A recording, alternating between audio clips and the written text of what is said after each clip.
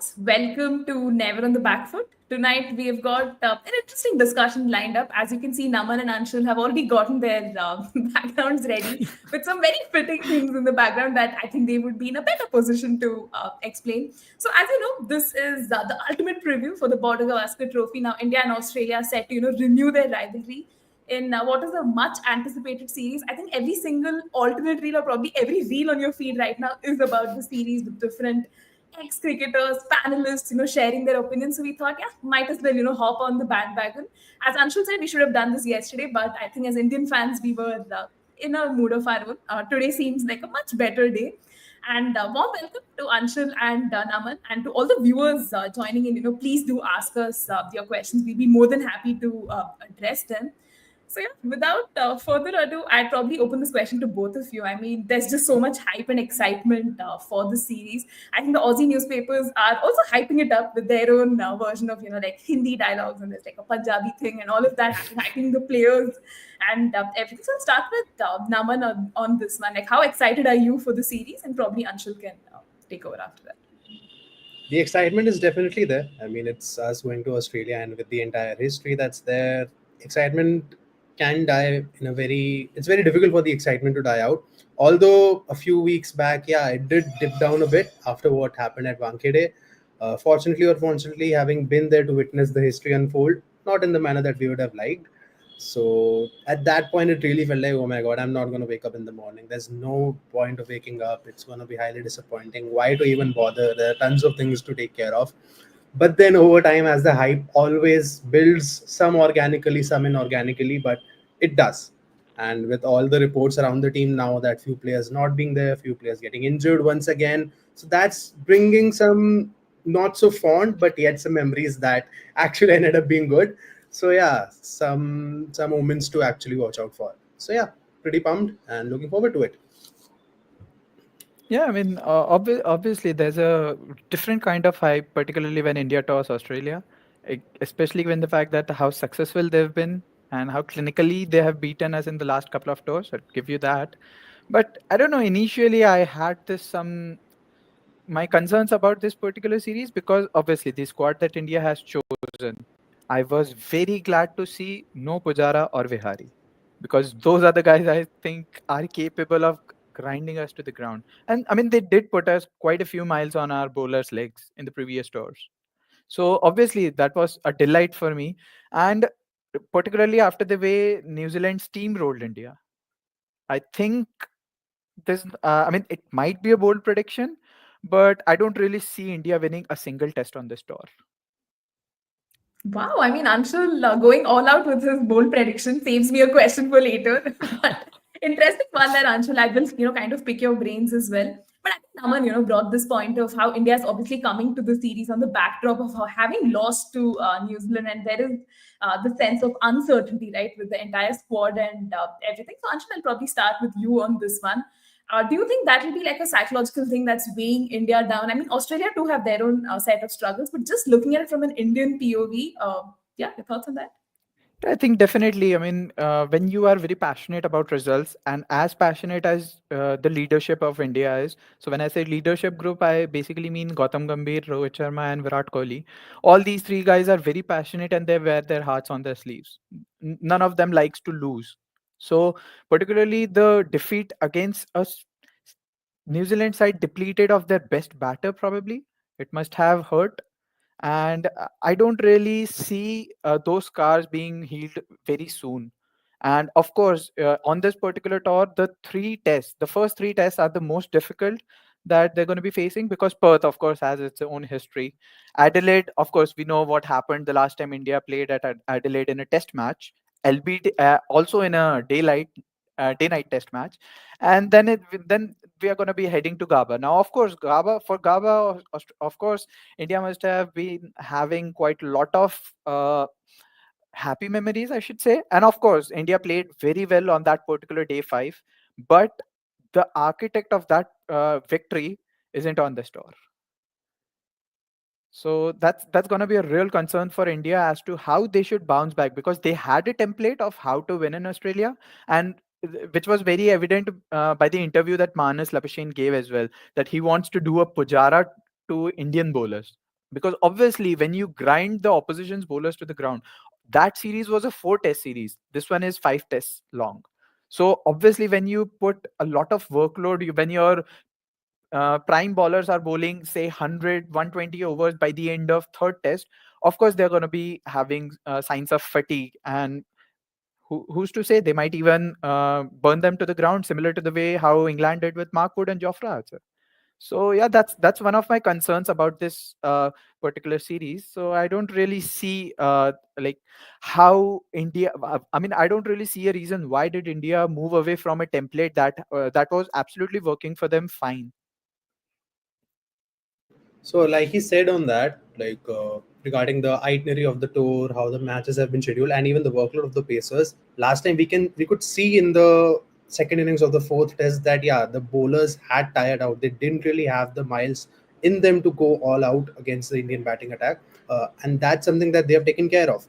Not only just the schedule, Perth, then Adelaide, then Gaba, and then moving on to Melbourne and Sydney, but the gaps that they have kept in between. Right out of the first test, we have I think a week or a 10 days gap.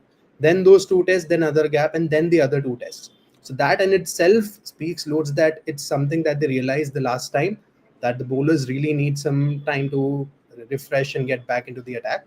So that's one place where we feel that we would probably be facing a much more potent Aussie attack, the big three pacers, and then of course Scotty B will be back at the G most likely. So that way, I think while it's good for their bowlers to be rested, for us as well, if like he said, if we don't win the games, it's there for us to regroup again and get back. And we know an Indian team regrouping in Australia and getting back is something that we have probably seen in the recent past. So like it can play well for both the teams. So and even we would require Bumrah to get some bit of rest before he goes in game after game. So it's pretty good to go. I mean, Yeah, that's definitely. something that I would like to add to what Naman said as well. Obviously, we have taken care of the scheduling. There's a 10-day gap between Perth and Adelaide, 3-day gap between Adelaide and Brisbane, and then the Christmas break comes before between Boxing Day and then the New Year test, of course. But another thing that we have taken care of is the bench strength.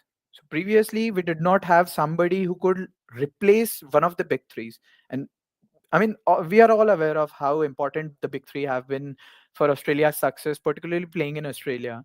And now that we have that bench strength as well, so if you look at somebody like Scotty Boland, he's definitely going to play at Melbourne. If you look at somebody like Josh Hazelwood, he can be replaced by Michael Nesser.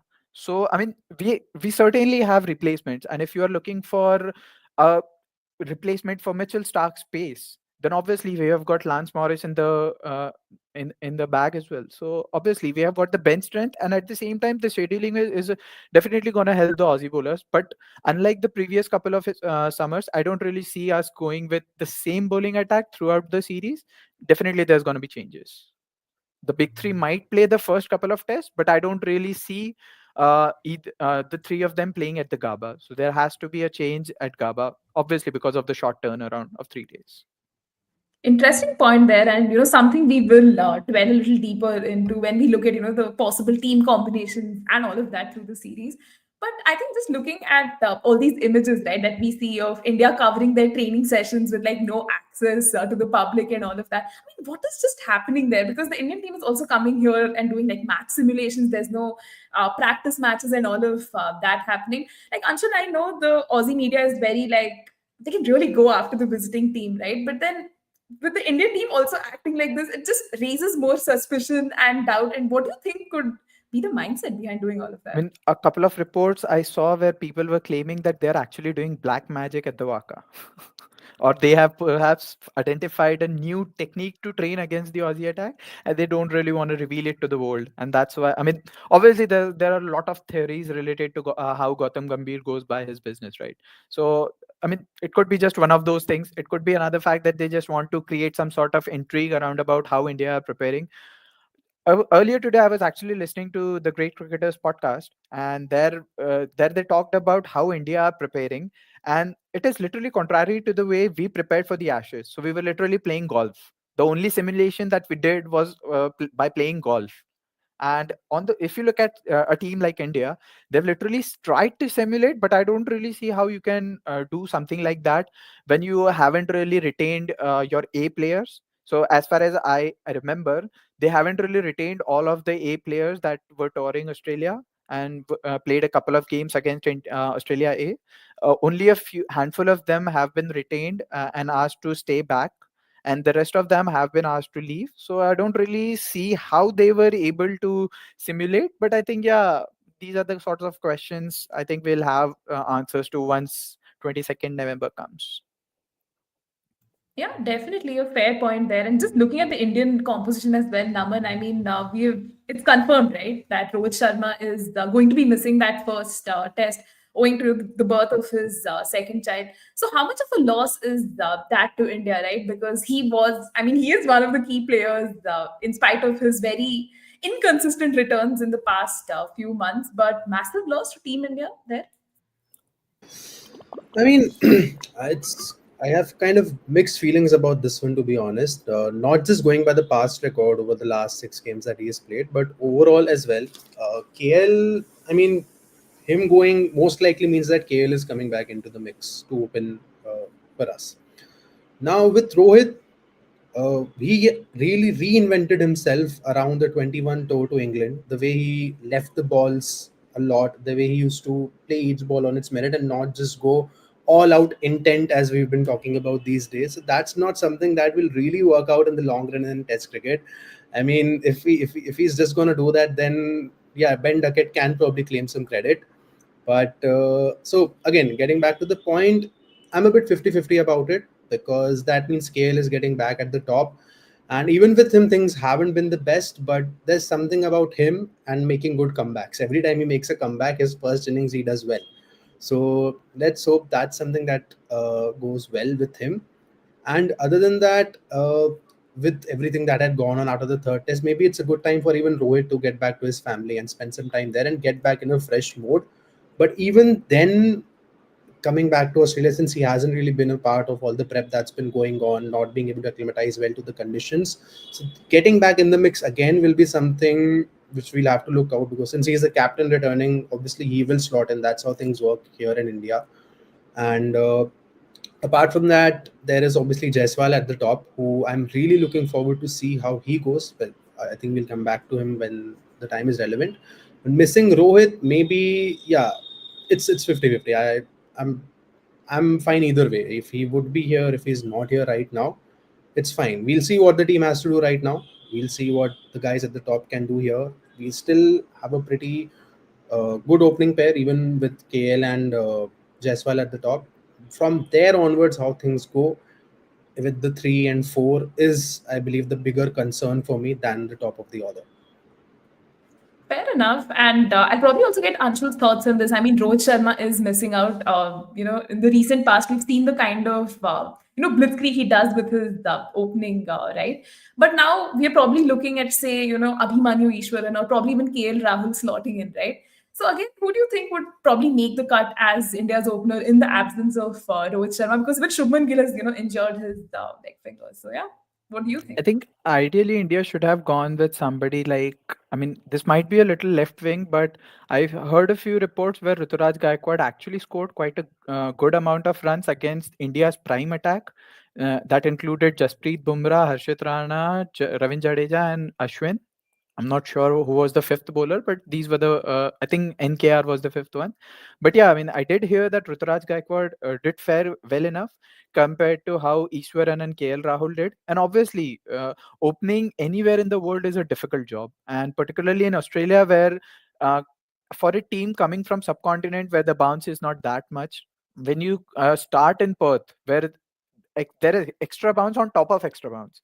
So I mean, it's very difficult to acclimatize. And given the fact that Ruturaj Gaikwad has been there on A tour and he has found mixed results, but then again, he has fared good enough against the prime attack of India. So I think Ruturaj Gaikwad should have opened, but I mean, obviously, the Indian management doesn't really go left wing or out and out attack. So I think it's going to be someone between Iswaran or maybe KL Rahul.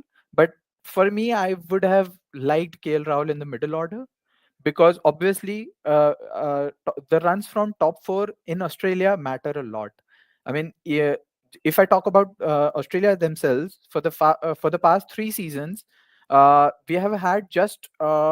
I mean, we haven't fared good enough at the top of the order. The top four haven't really fared that good enough. And even in the Ashes, it was the likes of Travis Head and Usman Khwaja batting in the middle order that saved our faces.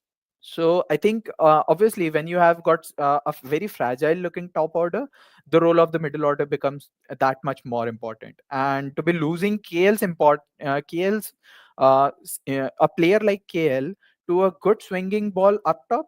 I think obviously it takes just one swinging ball, one good swinging ball to take off your wicket, and to be losing a player of KL's experience to one such delivery, I think that's going to be a little bit of concern for India, given the fact that obviously the middle order is not that experienced. I mean, if you look at somebody like Sarfaraz, he has never played in Australia. If you look at Pant, obviously he has got experience, but that's just a couple of tours. And I think on even on those tours he didn't he had mixed results because of the intent, but that's again the kind of role that he plays. Some days it takes off, some days it doesn't. So I'm not really concerned about him, but apart from Pant, you can't really be relying on just one guy in your middle order, right? So that's a little bit of my concern, where I feel India lacks that stability in terms of right mix between experience and fresh talent. So yeah, that's going to be a bit of a concern, losing Rohit Sharma, because obviously he may or may not be in form, but the kind of experience he brings to the dressing room, he's played enough cricket as in life, particularly in Australia, that he should be able to assess the situations and conditions. I mean, obviously he's been playing since 2007, so that makes it literally uh, 13 and 4 17 years, and of those 17 years he has toured Australia a number of times. So I think losing him is going to be a bit of a thing. But yeah, I mean, to see Jasprit Bumrah captain against a side led by Pat Cummins, that's something that I really want to see how he fares. But yeah, we'll come to that later in the show, I reckon. Yeah, I No, mean, a lot of firsts, definitely. Yeah, go on. one thing about this change at the top of the order now begs the question that, okay, Rohit returns for the second one. What if both the openers actually go on to do well? Anshul might not agree, might not want that. But if they go on to do well, what do you do next? Do you again send KL back to the middle order? Who do you leave out? So all those sorts of things again make the same questions. Okay, how do you deal with the player again? How do you again ask KL to go back to the middle order?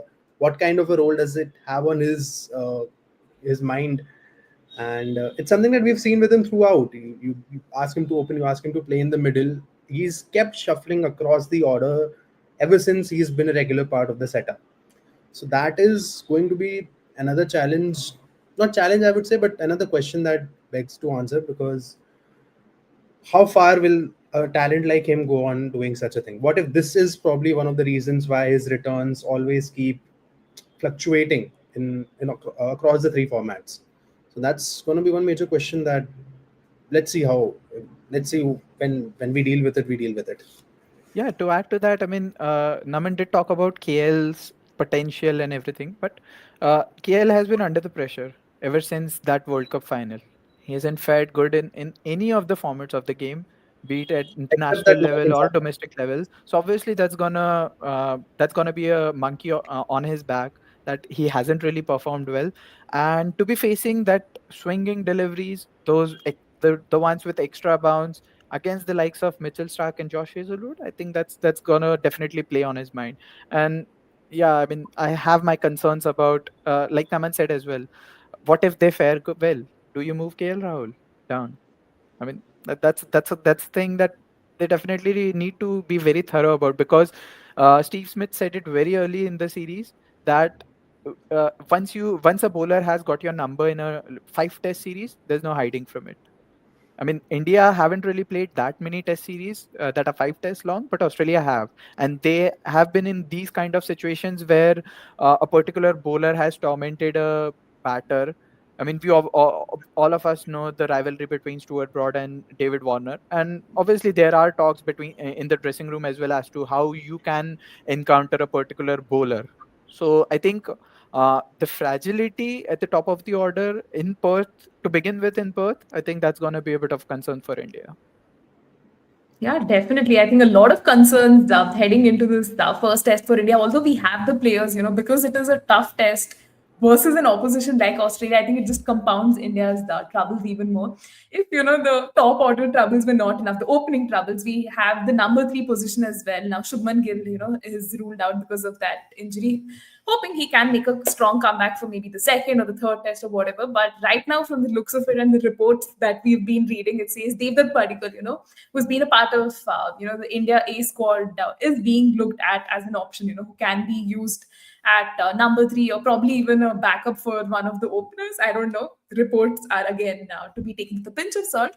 But Naman, I'll start off with you on this one. Does Devdutt Padikkal kind of give you that sort of a confidence that he can be an ideal number three? He's given us some sense of confidence with that India A performance, but again, are we just throwing him in the deep end and expecting a miracle in Australia? So as much as I've followed his journey, I think even he at the beginning was playing at the top of the order for Karnataka in the domestic games, and then over a period of time he kept moving to the middle, 3-4, 3-4, and in the recent times he's been playing in the middle itself, and in the domestic circuit mostly at number three. So he might have some experience playing that role, but in the Indian conditions. However, even in the A games, I believe he played in the middle order. He did not open for us. So he's gotten some of the touch that he would require to play that role in these conditions. From a player's from his understanding as a player, I feel he has shown the temperament, he has shown the level of calmness that's required to be in that role. But obviously, the number three spot is a big these are big shoes to fill in. We've seen blokes like Dravid and recently Pujara, who's had so much success over there. So obviously, when you think of it from that point of view, you will stand to think that, oh, those there was a Pujara who used to play here, and now we have a particle playing here who's only one test match old, and that too was the last of the tour where he got a 50. That was a touch knock, but in very different conditions, and he hasn't even been a part of the squad since then. So coming back into the setup, playing another game at in such a crucial one, that too at a surface like Perth against the Aussie attack, and with everything that has gone on around the Indian team in the recent past, so all those things will definitely be keeping something, making things go in his head. But as Anshul previously alluded to, he is one of those people who's been here on the A tour. He has played those two games against the Aussies. So that probably gives some confidence with him taking up that number three slot. As you know, obviously it's not going to happen against somebody like a Sarfaraz might have given a confidence that okay, he's probably going at number three. That would have really been a shocker because like yeah, you don't really associate a player like him to bat at number three. It would be a bit bizarre to say that. So I think he does give some confidence, and I hope he himself comes in with the confidence to bat at number three for us because even in this previous test he batted at four, and he did pretty well over there. And since he's been an opener, he had been used to the new ball. I think it will be exciting to see how it goes. Obviously, losing Gill was not the most ideal thing for number three. He's been showing signs of cementing his spot over there. He has been showing that temperament as well to hang on where it's required and to hit the balls where it's required. So yeah, that's a loss, but wouldn't be very pessimistic about Padikkal at three either. Fair enough. Yeah, And yeah. Anshul, even you can add on to this because you've seen the India A tour, right, versus Australia A. So, any impressions that you made of Devdutt Padikkal there? Yeah, I actually agree with Naman there that Devdutt Patikal would definitely be full of confidence given the fact that he has come off some really difficult runs. And particularly in the second test where he faced Australia's second attack that comprised of Michael Neser, Scott Boland. So I think, and Nathan McAndrew. So I think that must have definitely given him confidence. But those were the amount of runs that came at number four. And by the time that he came to crease, the ball was already 20 overs old. But when you talk about number three position, there might be situations where you are literally coming in the very first over. So it is somewhat equivalent to opening the batting. So again, my question is: are you willing to lose a player that has scored well in middle order against a swinging ball? Are you do you agree to on taking the risk? So that's something that I was weirded about, because when I saw the reports that that particle might play at number three, I was like, that lad has literally performed for you in the middle order in the same tour against maybe the second string Aussie attack, and he fared well. I mean, if you talk about, the standout performers from that series, it was him and Dhruv Jurel, because they batted really well. I mean, the fact that those games went into the third and fourth days was because of their batting across four innings. So I mean, he definitely must be full of confidence, but like Naman said, these are really big shoes to fill, because number three spot in that Indian batting order was where India won the last couple of tours. These are really big shoes for him to fill. I definitely associate somebody like Cheteshwar Pujara trying to navigate through the early phase of the innings, where the ball has got that little bit of extra lacquer. It's swinging, it's moving heaps, it's seaming around everywhere.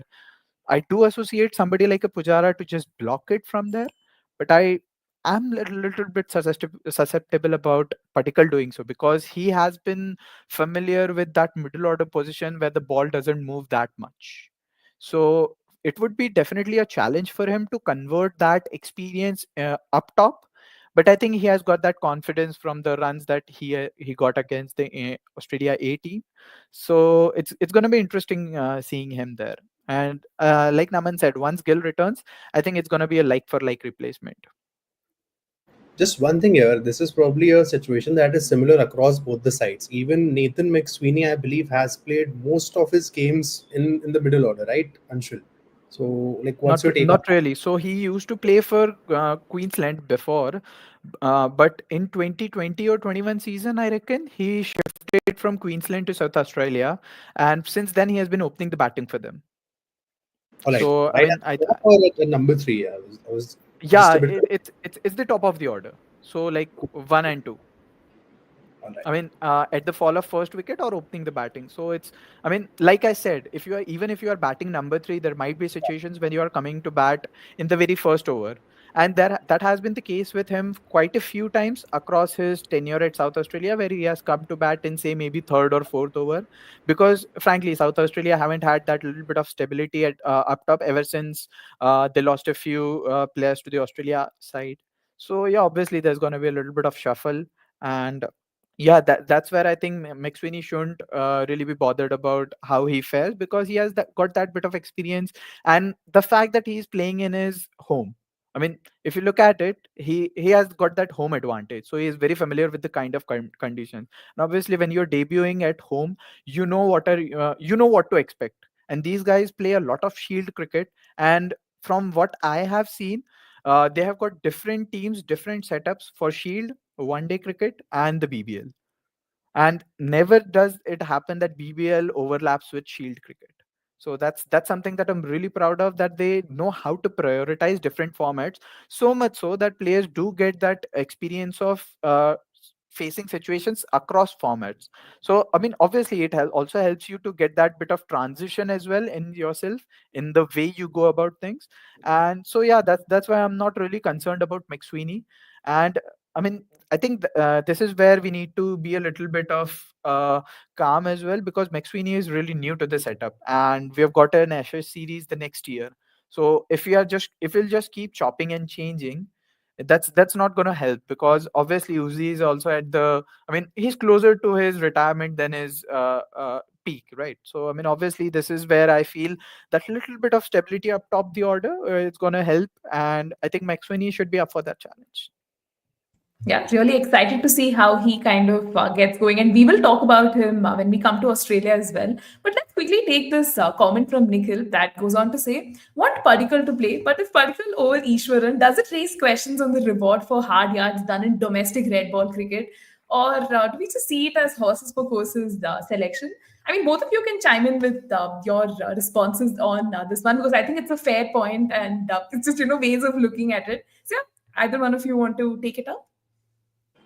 So, from my perspective, I think if that's a decision that the team is going to go ahead with, it will probably be on the recency basis that Ishwaran probably didn't fare as well as they would have expected in the A games to begin with. And then, even in the game simulations and the trainings that we've been hearing reports that Ishwaran has not really looked at his best and has not really looked comfortable in those conditions. I believe that would be the reason why this call would be taken, because the fact that they called him to the setup and took him to the tour, it meant that they were looking at him as a part of the mix. They would probably have even played him at the top, and maybe KL in the middle had the simulations and the trainings gone a bit differently. Maybe Anshul will be able to give better insights about how things really went down there. But that's probably the kind of thought process that would be going on. And as far as questions on the reward for the hard yards in domestic cricket, it's something that we've always supported, that inclusion of guys like Ishwar and even somebody like a Panchal, who has been very consistent in the domestic circuit, for them to get an opportunity at the top. Like, maybe unfortunately the time at which it came, they were probably not the best suited, the best prepared to get that slot. Even if they end up handing a debut to Ishwaran, I would not be, I would, I would not be like dissatisfied by it, because he has had those hard yards. But then obviously his exposure to such conditions has not been as much, and when he had his first stints, he didn't really give the performances that were expected. And somebody like a Particle did. He spent a lot more time in the middle in those A games against the Aussie attack. And even in the simulations and the trainings, he's been doing better than him. So, yeah, like, it's not just horses for courses, but more about how a particular batter is doing in those conditions. And if you really see somebody not being at ease and somebody really being able to negotiate the conditions and the kind of attack that's against them, so it's probably, if that is exactly how the scenario is, I'm just going by what I'm hearing. If that is exactly how the scenario is, then probably it's quite a fair call to slot particle in. I actually second that because I mean, obviously, correct me if I'm wrong, but for a long period of time, whenever India played at home, Iswaran used to be the backup opener.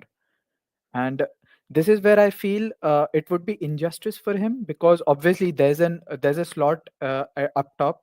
I mean, after a really long time, India has found that opening at the top of the order where you are actually looking for an opening batter, obviously in absence of Rohit Sharma, and to prefer somebody like KL Rahul to move him from a position where he's like settled into, to move him from a position in middle order to for just for one test to open the batting and then move him again. I think it would be really unfair for all the backups that you have got, because then again it would be like I mean, it would be similar to the case that was with Sarfaraz. There was a huge shout out for Sarfaraz to get him into the team, and I mean, I think it continued for a couple of seasons where he literally averaged above 100 in domestic cricket, and yet he was not handed a debut. So I mean, obviously, it raises concerns between players, and then I mean, after such instances, you can't really be questioning the players as to why they prioritize T20 cricket over Test cricket or domestic cricket, because obviously, playing T20 cricket, at least they are getting the opportunities to showcase their talent at the international level. I mean, that's the end game for every cricketer, right? To represent their country at the highest level. And if you're putting in all the hard yards in one format, and then even when an opportunity arises, uh, you aren't really given a chance to grab it, and instead somebody is there is a rejig just to make sure that you slot in somebody else. I mean, it's a demoralizing factor for every player, for every young cricketer who's coming across all those hard yards in domestic cricket, as to is it even worth it. And to answer the second part of it, horses for courses selection. So I remember very vividly throughout the T20 World Cup, Virat Kohli did not have a really good tournament. He had really mediocre scores. And if I'm being honest, Virat Kohli and Jasprit Bumrah were the decisive factors between uh, the way India approached that game. Had it not dropped anchor at in that particular game, I won't I mean, India wouldn't have been able to cross 150 either. So, I mean, obviously, you can't really be uh, overshadowing somebody's hard yards that they have done at any level, just because of the fact that some other player has fared very recently in those conditions well. So, I mean, I think that's something that would be very unfair to Eastwaran as well, because obviously he has put those hard yards. This was the similar conversation that we had at the time of Sarfaraz's debut as well. So, I mean, yeah, it would be very unfair to move KL up top and overlook at somebody like an Eastwaran. But then again, I think that's how cricket works in India. You just have to make sure you've got those big names somewhere in the 11. irrespective of the fact that whether or not they are the best six batters, best seven batters for that particular position. So I think, yeah, that's going to be a little bit of unfair thing to do with Eastwaran. But yeah, that's how Indian cricket is. Yeah, and I think we'll probably get answers to our questions only when we see that playing 11 on day one, right? Because there's going to be a really tough choice for the management to make as well.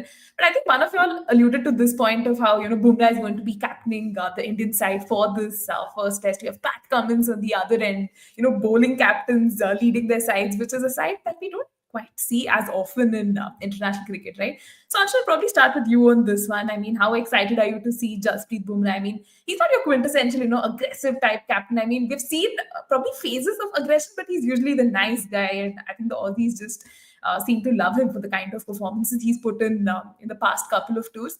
But yeah, your takeaways on Bumrah, the captain, and what you're expecting from him.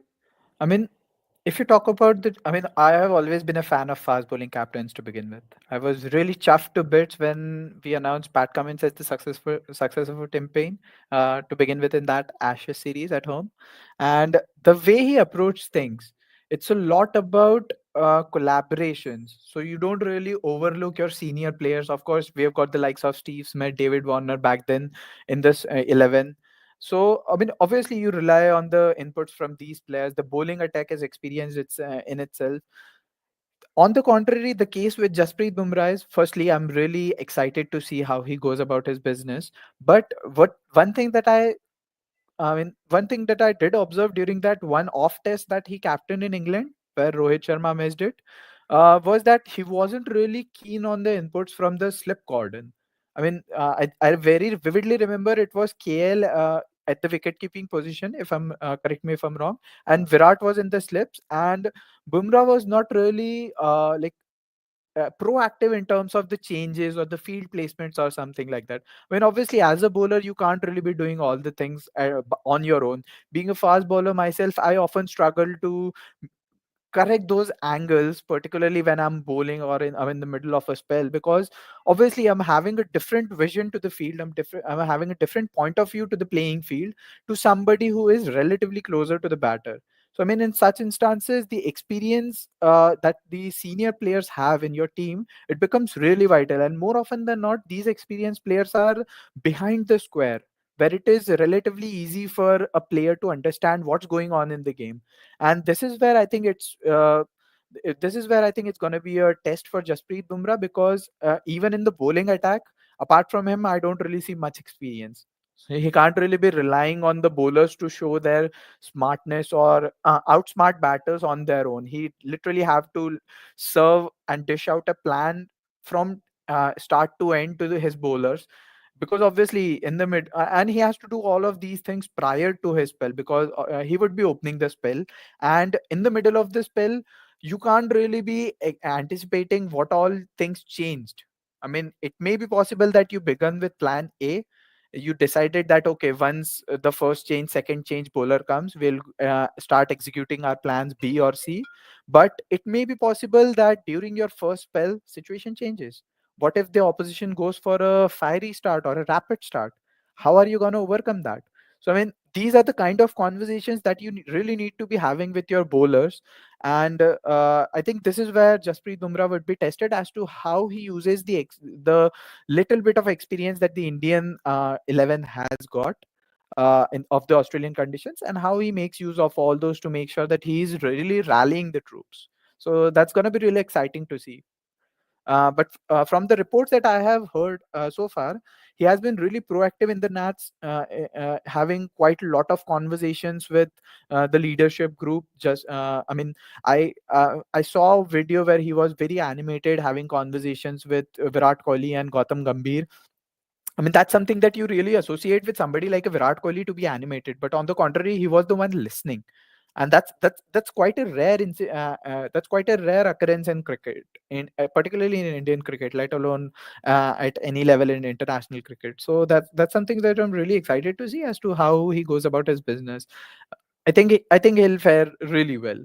It's just about the concern that the bowling attack may or may not be able to figure things out on their own, and might require that little bit of extra input from Jasprit, because of course we know what a genius is. So yeah, that's going to be a real challenge for him as to how he rallies his bowlers. In a situation where Australia have gone off to a say 2 for 100 at the end of first session. So how do you rally your troops after that? That's going to be a bit of a thing. So that's going to be a big challenge for Jasprit Bumrah as to how he navigate through different situations. And I think I'm really excited to see how it goes.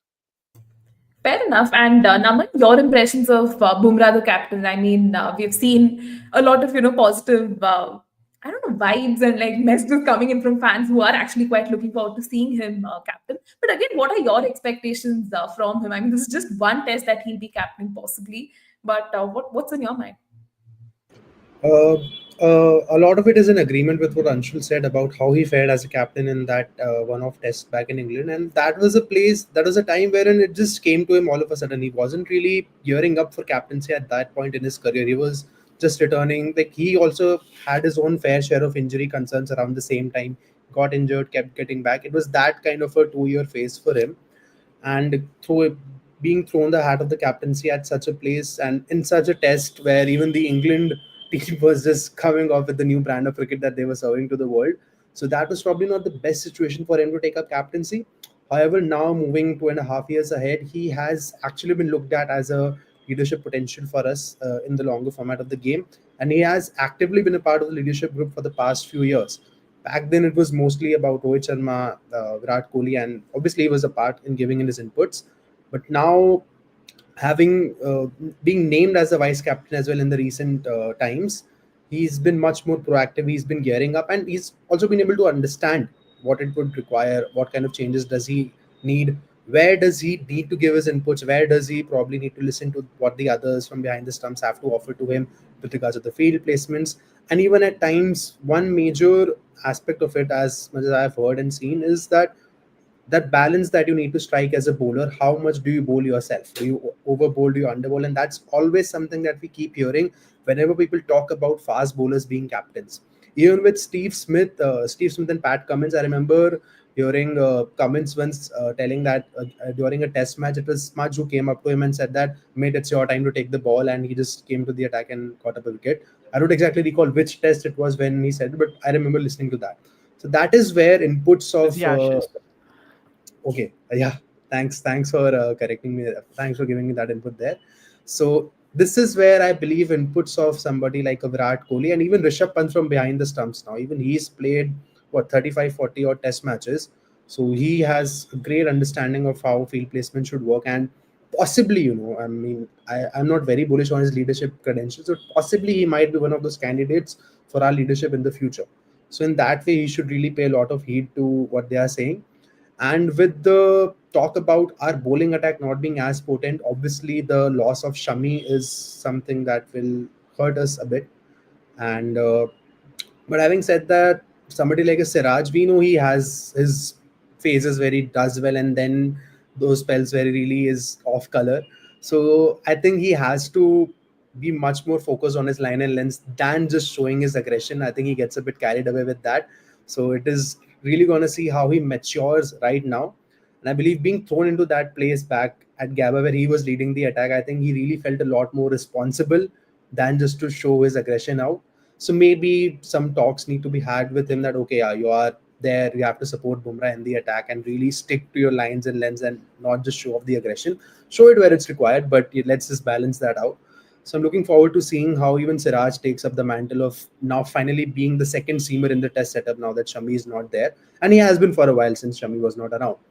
So let's hope he does well. And even with the other guys like Prasid, he can be a bit wayward at times, lose his control. But looking at the reports, looking at his performances in the A games and in the trainings and the simulations, a lot of praise has been spoken about him. So it's about time he does well. And I'd been looking forward to him coming into the test setup, though the games in South Africa didn't really go in the best manner. Was really disappointed with the way he was bowling in those games. It was, yeah, I would refrain from using a bit more harsh words about his bowling there. So let's really hope he's fit. Number one, he's fit to go. He doesn't pick up those niggles and those injuries once again. And yeah, just just do what Hoff does. I mean, Hazelwood is, I think, in this day and age, he's one of the better examples of how you just stick to the channel and reap the rewards, like I think we saw in a game 4 years ago. So Adelaide, I was actually saying that. exactly, yeah, that was, I was seeing that spell live, and it was like he's bowling in the same channel again and again, and people are doing the same mistake again and again. So yeah, that's where I really started rating him at the level that I now do. That was the spell of his that I saw, which really opened my eyes to him as a bowler. I mean, to add to that, I mean, if you look at the I mean, if you look at the stats comparison between Hoff and McGrath, Hoff actually has a better numbers game compared to McGrath at this stage of his career. So yeah, that's again something. But then again, McGrath had different kind of batters to tackle in his generation. So obviously, that's a whole separate conversation, and we are definitely not going to get into it at this point of time. But yeah, just like a comparison, Hoff has actually been better. But in terms of accuracy, yeah, I mean, like I said, it's a whole different conversation, and we'll discuss it probably some other time. No, I mean, I'm really glad that you both are bringing in such valid points. Obviously, food for thought. But one thing I'm really proud of so far in this conversation is how we have not brought in Virat Kohli unnecessarily in parts. I mean, you see any analysis video or anything, people just keep obsessing over Virat Kohli. And the fact that we haven't done through what, like 46 minutes of our stream speaks volumes about how, we are not obviously obsessing on him. But now I am going to obsess about him because Virat Kohli is obviously coming in with this poor vein of form, a little bit low on confidence, perhaps. And I don't know. A lot of people are saying this could be a make or break series for him. The Aussie media has already dubbed this as his possible last series on Australian soil and everything. So I'll start with Anshul on this one. Like, what have you made of this discourse? Like Virat Kohli's possible last series, he's coming on like a bad vein of form. Yet people are like, oh, King Kohli, and like all of that sort of things are happening. Newspapers are abuzz with him. So yeah, your thoughts on that? See, you don't really write off players like Kohli off. I mean, obviously, write him off at your own peril, because somebody like Kohli, who if he gets into something, if he gets in that groove, he's literally gonna boss the bowlers across that five test series.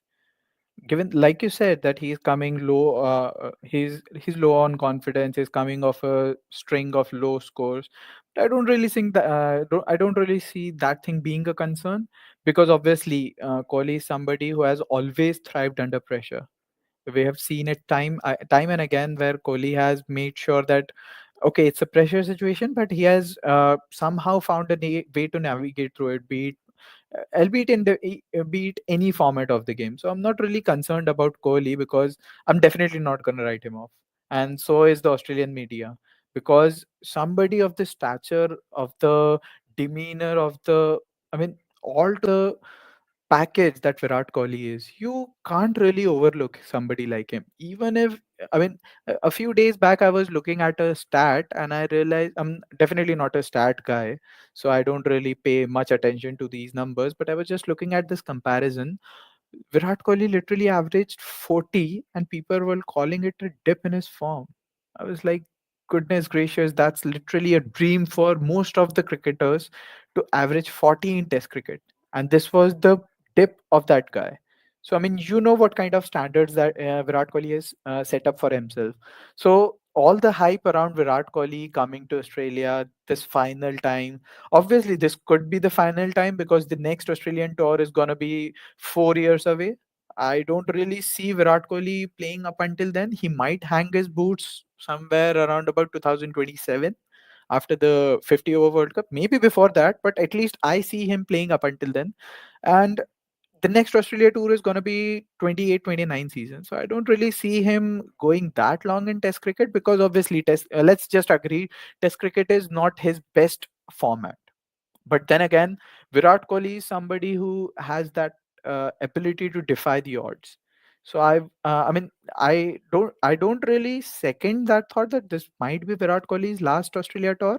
I actually agree with that, but I mean, it's something that you can't really be writing somebody like Virat Kohli off, because even back in 2014 he was coming off a low string of scores where he averaged 14 against England, and right after that tour, he came to Australia and he was the second highest run scorer in that series.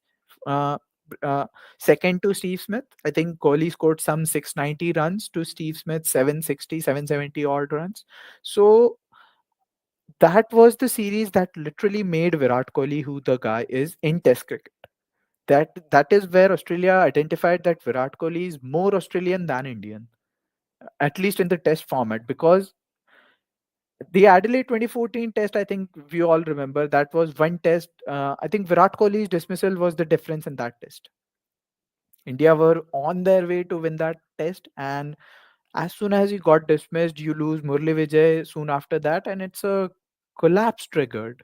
So you can't really write off players like Virat Kohli in a big series because he loves challenges. And he's very familiar. He has played a fair amount of games against this Australian attack. So he knows what to expect. And obviously, there might be situations where you know what to expect from a particular bowler and you yet somehow find a way to get dismissed against them. But like I said, if you get somebody's number in a 5 test series, there's no hiding. There's no hiding from it. It's going to be a really long summer for whoever starts on the lower side of it. And I think Virat Kohli is going to find his way. He may not find that peak where he's scoring hundreds at will, but definitely Virat Kohli is going to be a big factor for India in that middle order, given the fact that there is no Pujara.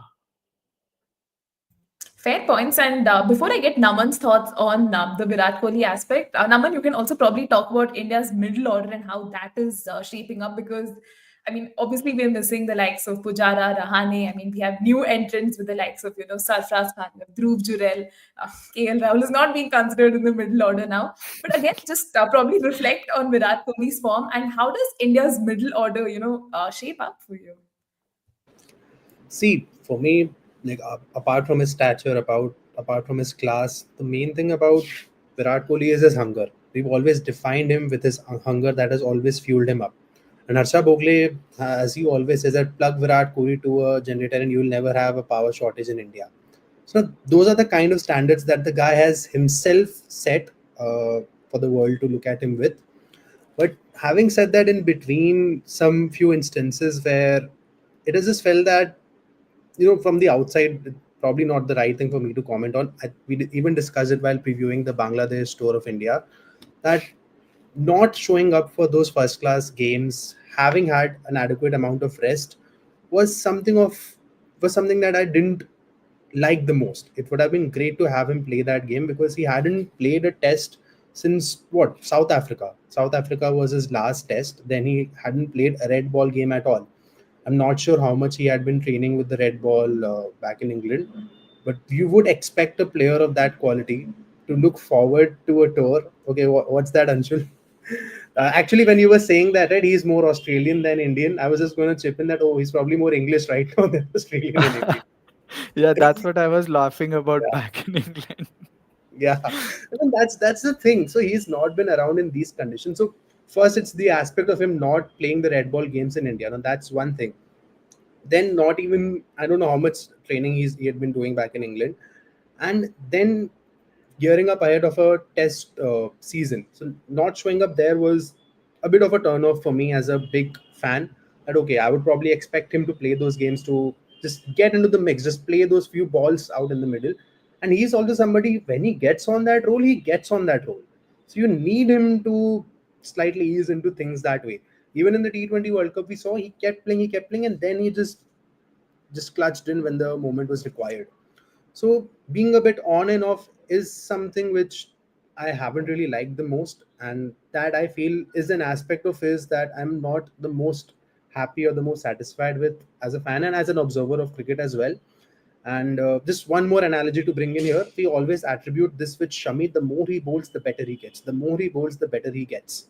So even with somebody like a Kohli, I mean, obviously bowling and batting are two completely different aspects of the game. But even there, the more time you are spending in the middle, the better you keep getting, the better your hand-eye coordination is going. And that's what has led Kohli to get all the success that he has gotten in the past. So even right now, like hopefully the amount of trainings that he's doing in Australia, probably just he just keeps putting more and more deliveries out there as much as he can, and hopefully that just gets him going in the mix. Because once the engine starts, the main thing is to get the engine running, and once it does, then it's just about speeding through. So hope he manages to get it started before we begin with the tour. And about concerns over his form, I mean, uh, we all can agree that over the past 4 years, his game against spin has really dropped drastically. It has been no secret to it. Those who are saying that, oh my God, Kohli's game against spin has dropped, I'm sorry, you haven't been watching Test cricket for the past 4 years in that case. Ever since that 21 tour where England came in, that dismissal against Moeen Ali, it has been very evident that Kohli's game against spin has dipped significantly. But here now it's Australia, and Australia, I mean, barring the highways that exist across the border, I think Australia is the best batting conditions across the world, and the highways that the English have been building as well. These are one of the better batting conditions once you spend the required amount of time in the middle. So he enjoys these conditions. He enjoys the pace on the ball. He enjoys hitting those boundaries. Maybe a little less for the deliveries that are away from him. Let's hope he controls a bit on that. But these are the best conditions for him to get going. And he loves batting. And I think if we look at the numbers as well, he would probably be averaging the best year across innings. Maybe if you look at a metric that the number of innings that he would have played and the number of 50 plus scores, if you try to find a ratio, it would probably be the highest for his games in Australia, because in 2011 he got that 100 and the 50 before that. In 14 he got those hundreds. Even in 18 he had a good tour, and in 2021, the one game that he played, he got a 70 odd. So he's always done well here. Now it's just about getting those good memories back, putting those hard yards again in the middle, and just showing off his hunger. That's it. I think one more thing you need to think about is the fact that the conditions aren't the same. Speaking of the batting, speaking of Australia being the best batting conditions apart from the highways, the conditions in the last 3 seasons in Australia haven't been the same the way they were before COVID, maybe because the batting has been really tough. The likes of, I mean, obviously somebody like if somebody like Steve Smith and Manas Labuschagne, both of them are struggling on a wicket, you go on to expect that okay, the batting is really tough because we know the kind of hunger those two have. Probably a little more than Virat Kohli in terms of batting, maybe because I mean, obviously, I haven't seen any of them training and not using a bat or not having a bat around them or in their hands. So I mean, it's obviously something to think about because the conditions in Australia haven't been that good for batters lately, and that's also going to be one of the concerns for Virat Kohli as well because, like you said, he's not he has got that little bit of susceptibility against spin. But then again, it's not just the spin, it's not just the turn and bounce of Nathan Lyon, it's also the fact that the ball's going to be seaming everywhere. So the way you tackle that, it may be possible that it pitches on the in the fourth line, fifth stump line, and then it goes on to hit your top of off. It may be possible that it goes away from the leg stump. It may be possible that at the same time the same ball goes to the seventh, eighth stump line, which is very familiar dismissal for Virat Kohli. I mean, ever since Mitchell Stark dismissed him, I think in 27 Border Gavaskar in Pune, it was the sixth stump line where Virat Kohli was caught behind chasing in the slips. And I think ever since then, it has been the fact that every other team has tried to target that one channel for Virat Kohli. That, okay, bowl 6, 7 stump line, try to get the ball moving in that direction, and he'll eventually nick it off. So I think it's going to be a good challenge for Virat Kohli as well because the conditions aren't that easy to bat here as well. I think he'll also Yeah. have to summon that inner Sachin ego in himself to not play those shots. Yeah, maybe he Yeah, needs that. The Sydney one, right? Yeah, not hitting a single shot over there in uh, that region. I mean, Yeah, that's I'm some kind of ego that you can actually associate with Virat Kohli. But then again, I won't really bang that much on it because we all know what happened when he got something on his ego lately in Test cricket. And obviously, a reference to the Johnny Bairstow century. So, I mean, yeah, I mean, I don't really see him playing on his ego, but he has to make sure that he plays every ball on its merit because for sure these aren't going to be easy batting conditions, particularly in the very first three tests. Yeah, I mean, here's hoping, he can find some form, and seeing him in full flow versus a team like Australia is something I think we as Indian fans would really appreciate. And I think the Aussie fans too, right, would really like to see that sort of a fired up Virat Kohli. And let's actually take this comment from Nikhil. Here's a dad joke. Why does Shakira like Perth? Because Waka Waka AA, you're welcome. Thank you, Nikhil, for that. Because probably the next question I'm going to ask is about India's bowling attack. Again, we see so many concerns on this front. I mean, you have Bumrah, but we're obviously going to be missing, say, someone like a Shami, right? So I'll again try to get both of your thoughts on India's bowling attack, because we're looking at conditions like the Perth. I mean, spicy, bouncy pitch, and we don't have room for two spinners. We're probably going to be going in with either Ashwin or Jadeja, and a three-prong pace attack. So I'll start with Naman on this one. Like, what do you think will be the preferred bowling combination that India would want to opt for, just keeping in mind the conditions? And yeah, probably Anshul can answer after that. I've been very vocal about it ever since India announced that squad, that they are short on the bowling depth, because even if Shami joins in Adelaide or say Gaba, you can't really be playing just two frontline bowlers and then your sidekicks, because obviously there are going to be situations where you actually need to have that, where where two of your main bowlers are in the middle of a spell and they haven't really been able to reap rewards. That is one situation where you don't really lose the pressure. I mean, if it's a battle between bat and ball where neither of them is budging, obviously bowlers are going to be tired, right? I mean, you can't really be expecting a bowler of either Jasprit Bumrah or Mohammad Siraj or Mohammad Shami, sorry, fitness, that they might be bowling say 14, 15 over spells. So obviously that's going to be a little bit of concern for India, because what if the first change, second change bowler undo the all the good work that have been done by the first by that has been done by the opening pair, or maybe say first change? So that's going to be a concern where I think India are a little bit short. And to add to that, I think there has to be an all-rounder in the top six who can bowl, irrespective of the fact which style of bowling. But there has to be a bowler, there has to be a batter in those top six who can give you maybe some overs of spin, maybe some overs of pace. It's all up to you. But then again, there has to be that one bowler over there, because that gives you that little bit of flexibility in terms of how you rotate your bowlers. If you look at, if you just compare the English attack, they've got Ben Stokes. If in terms of the spinner, if they are playing in subcontinent, they've got somebody like Joe Root who can give you some really quality overs. So that's something that I think India hasn't really made sure that they developed ever since Hardik Pandya. They one way or the other stopped trying to develop players like that. Obviously, I mean the spin twins of Ravindra Jadeja and Ashwin. I think those two are magnificent. But then again, uh, you can't really be playing two spinners overseas, right? So I think that's going to be a little bit of thing for India, where I think they are a little bit of short in terms of fast bowling depth. Well, to be honest, I agree with Anshul on a few of those points. And on the similar lines, like you said, when neither the batters nor the bowlers are giving in, and we are in during the second session of a test, let's say, and we've had 1 hour of play where around 30-40 runs have been scored in 25 or like 14 odd overs. Both the bowlers have been through their spells. Who is your change bowler who will keep things in control? Who is going to be the one who would go at probably 2 runs an over, might like try to get that wicket, might not even get it, but just put that pressure, not let those boundaries flow, probably have those plays and misses, induce those few edges which just fall short. It won't fall short on Perth, of course, but yeah, you know what I mean.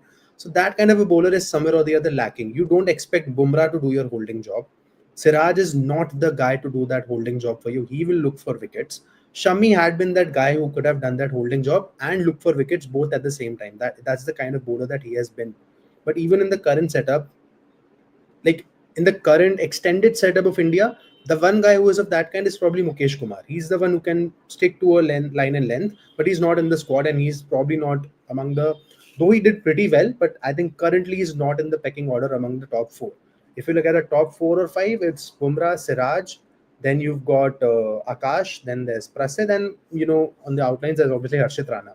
But even with those three, those are more the aggressive kind. They are not the ones who will do the holding job for you. So probably in currently, maybe somebody like a Prasid would be the one to have to stick to that holding job, or somebody like an Akashji will have to take up that holding job. Otherwise, if all of them will just go for wickets, then there might be a place where when there's a change of spells, people would want to capitalize on somebody like a Prasid or somebody like an Akashdeep, and even somebody like a Harshit, of course. They would want to get a few boundaries and put the bowlers under pressure. So that's the key where I think Australia has somebody like a Hazelwood who will be consistent, get that holding job, and even pick those wickets along the way. So this is one major place where I feel our attack lacks a bit. But having said that, missing Shami, of course. And if I have to pick maybe through the attack for the opening test, so you'll definitely have Bumrah and Siraj in there. Then, I mean, as per reports, they are really rating Nitish Kumar Reddy to be a part of that 11. That's really been among the talks. So if he is there, then he'll be the one batting at 8. Apparently, he's impressed a lot. Apparently, his style of bowling has been the holding job kind, as Morne Morkel recently said in one of his interviews that he's the guy who's just been consistent doing the holding job. So if that is indeed the case, I haven't seen him bowl a lot. Maybe Anshul can add on to it if he saw him bowling in the A games. If that is indeed the case, then yeah, probably glad to have him. He can give that cushion with the bat down the order. And one more interesting thing about him is in the domestic circuit, he has been more of a bowling all rounder than a batting all rounder. It's only been recently through the T20s games that he has emerged more as a batter who can bowl a bit. So if that is indeed the case, then he can fit the bill for a number 8 in a test game. So that's one part. And then for the fourth pacer, I believe it it should be one among Prasid or Harshit. Akash has done amazingly well in the Indian conditions. He has had that edge, he has had that nip, he has had the knack of bowling those wicket taking deliveries. However, on a surface like Perth, you want that tall and lanky pacer. So Prasid is definitely probably the front runner given his record there. But even somebody like a Harshit, I mean, he's not had that level of experience. But if you just throw somebody like Harshit in there, the Aussies might not be knowing what to expect from him in that condition. He might just turn out to be a surprise package. It will be sort of an experiment. It will be sort of a left field call. So yeah, that's the thing. And obviously, Mukesh, I believe, should have been a part of the setup at least in a four. If you're going in with a four pacer attack, I would include Mukesh as the fourth pacer in my attack over there. Yeah, to add to that as well, I mean, I did see Mukesh and Nitish Kumar Reddy the way they fared in that 8 over. And obviously, the fact that Mukesh was overlooked, having featured in the South Africa series, that was a little bit surprising for me as well because he was very consistent in terms of his line and lengths. I very vividly remember an over where he literally picked a couple of wickets in the very first over of the innings, and which is, and those were really good balls. I mean, the six balls that he stitched in that over, you don't often associate that with opening bowlers because a new cherry may or may not be controlled by the by the bowler on all six deliveries. There can be one freebie here or there everywhere. So and to see Mukesh bowling like that on his very first instance bowling in Australia with that level of control, obviously it was a really surprising thing for me to see that he wasn't really included even in the reserves.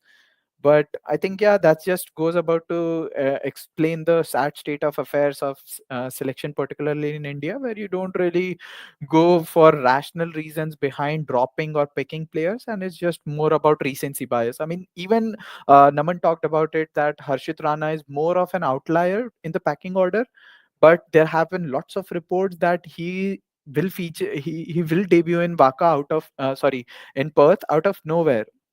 So I mean, that's something that again, it goes on to tell a lot about how the selection is being influenced. Obviously, the T20 influence of selections, where if you are faring well in T20 format, you might be included in the test setup. So I think that just goes on to again iterate the fact that the hard yards players are putting in the domestic format. Are they really worth it?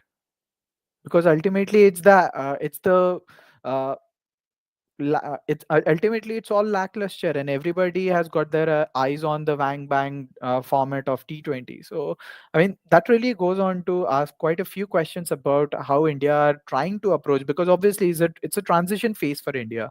A lot of these senior players won't be featuring the next time India play a series down here. So it's gonna be a bit of thing as to how a communication is, how players are being communicated. Is there a smooth communication between them, or are there some sorts of concerns that are not being told to the players, that okay, sorry, you lack this or that particular facet? So I mean, these are the kind of things that I think management really has to take care of while selecting a squad, and I think it hasn't been the case for quite a long time. Whenever an Indian team has been selected for any tour, let alone Australia or England or South Africa. Yeah, again, brilliant points there, guys. And before we move on to Australia, I quickly want to get your thoughts on the ideal playing 11 now for India, because in the comments, we have some interesting ones coming in that says Ujjwal goes on to add that I reckon Jurel should bat at 5 and Pant at 6, because Pant at 3 down is too early down under. And he also goes on to add this point that I just hope that after the first spell of Bumrah and Siraj, Prasid or Rana and Reddy don't really open the floodgates. It's going to be quite a bit of a concern, right? You're playing against a full strength Australia team, and probably that's where your pace attack, if it's inexperienced, will probably get exposed. But again, just coming back to my question, if you guys have actually given this a thought, either one of you can go first on what is your ideal playing 11 for India. See, just one thing on the Prasid Rana aspect of things.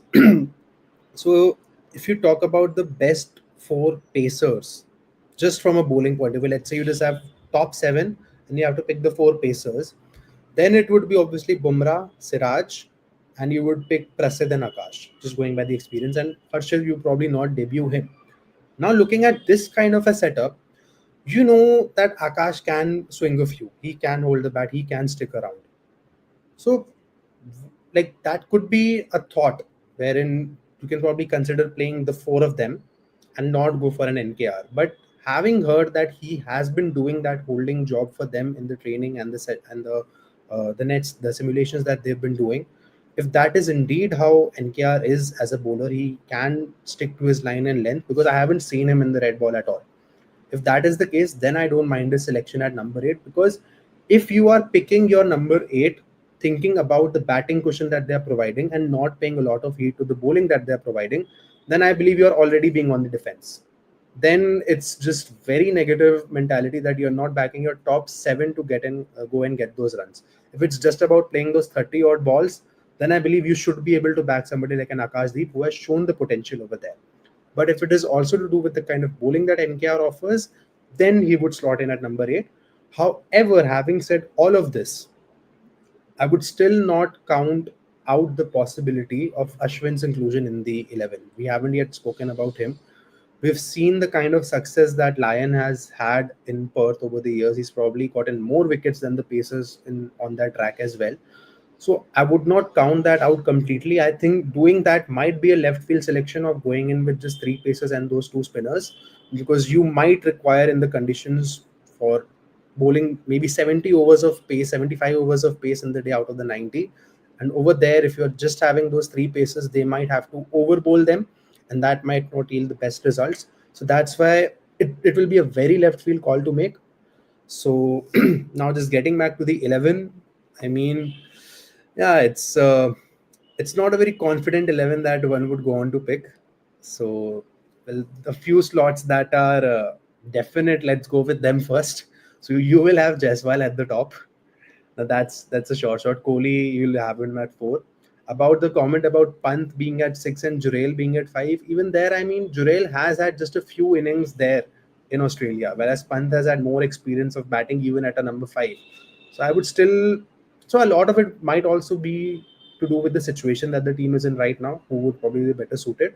But just for a placeholder, I think it should be Pant at 5, and maybe just keep that consistent. He has shown the maturity. I don't think it should be a major cause of concern. And even there, if you are thinking that, oh, let's probably demote him to 6 and Jurel at 5, then again, it shows the kind of mentality that one has with a night watchman. I mean, why would you back somebody of that stature to play 10 or 12 odd balls than your frontline batter. I would still have Pant at 5.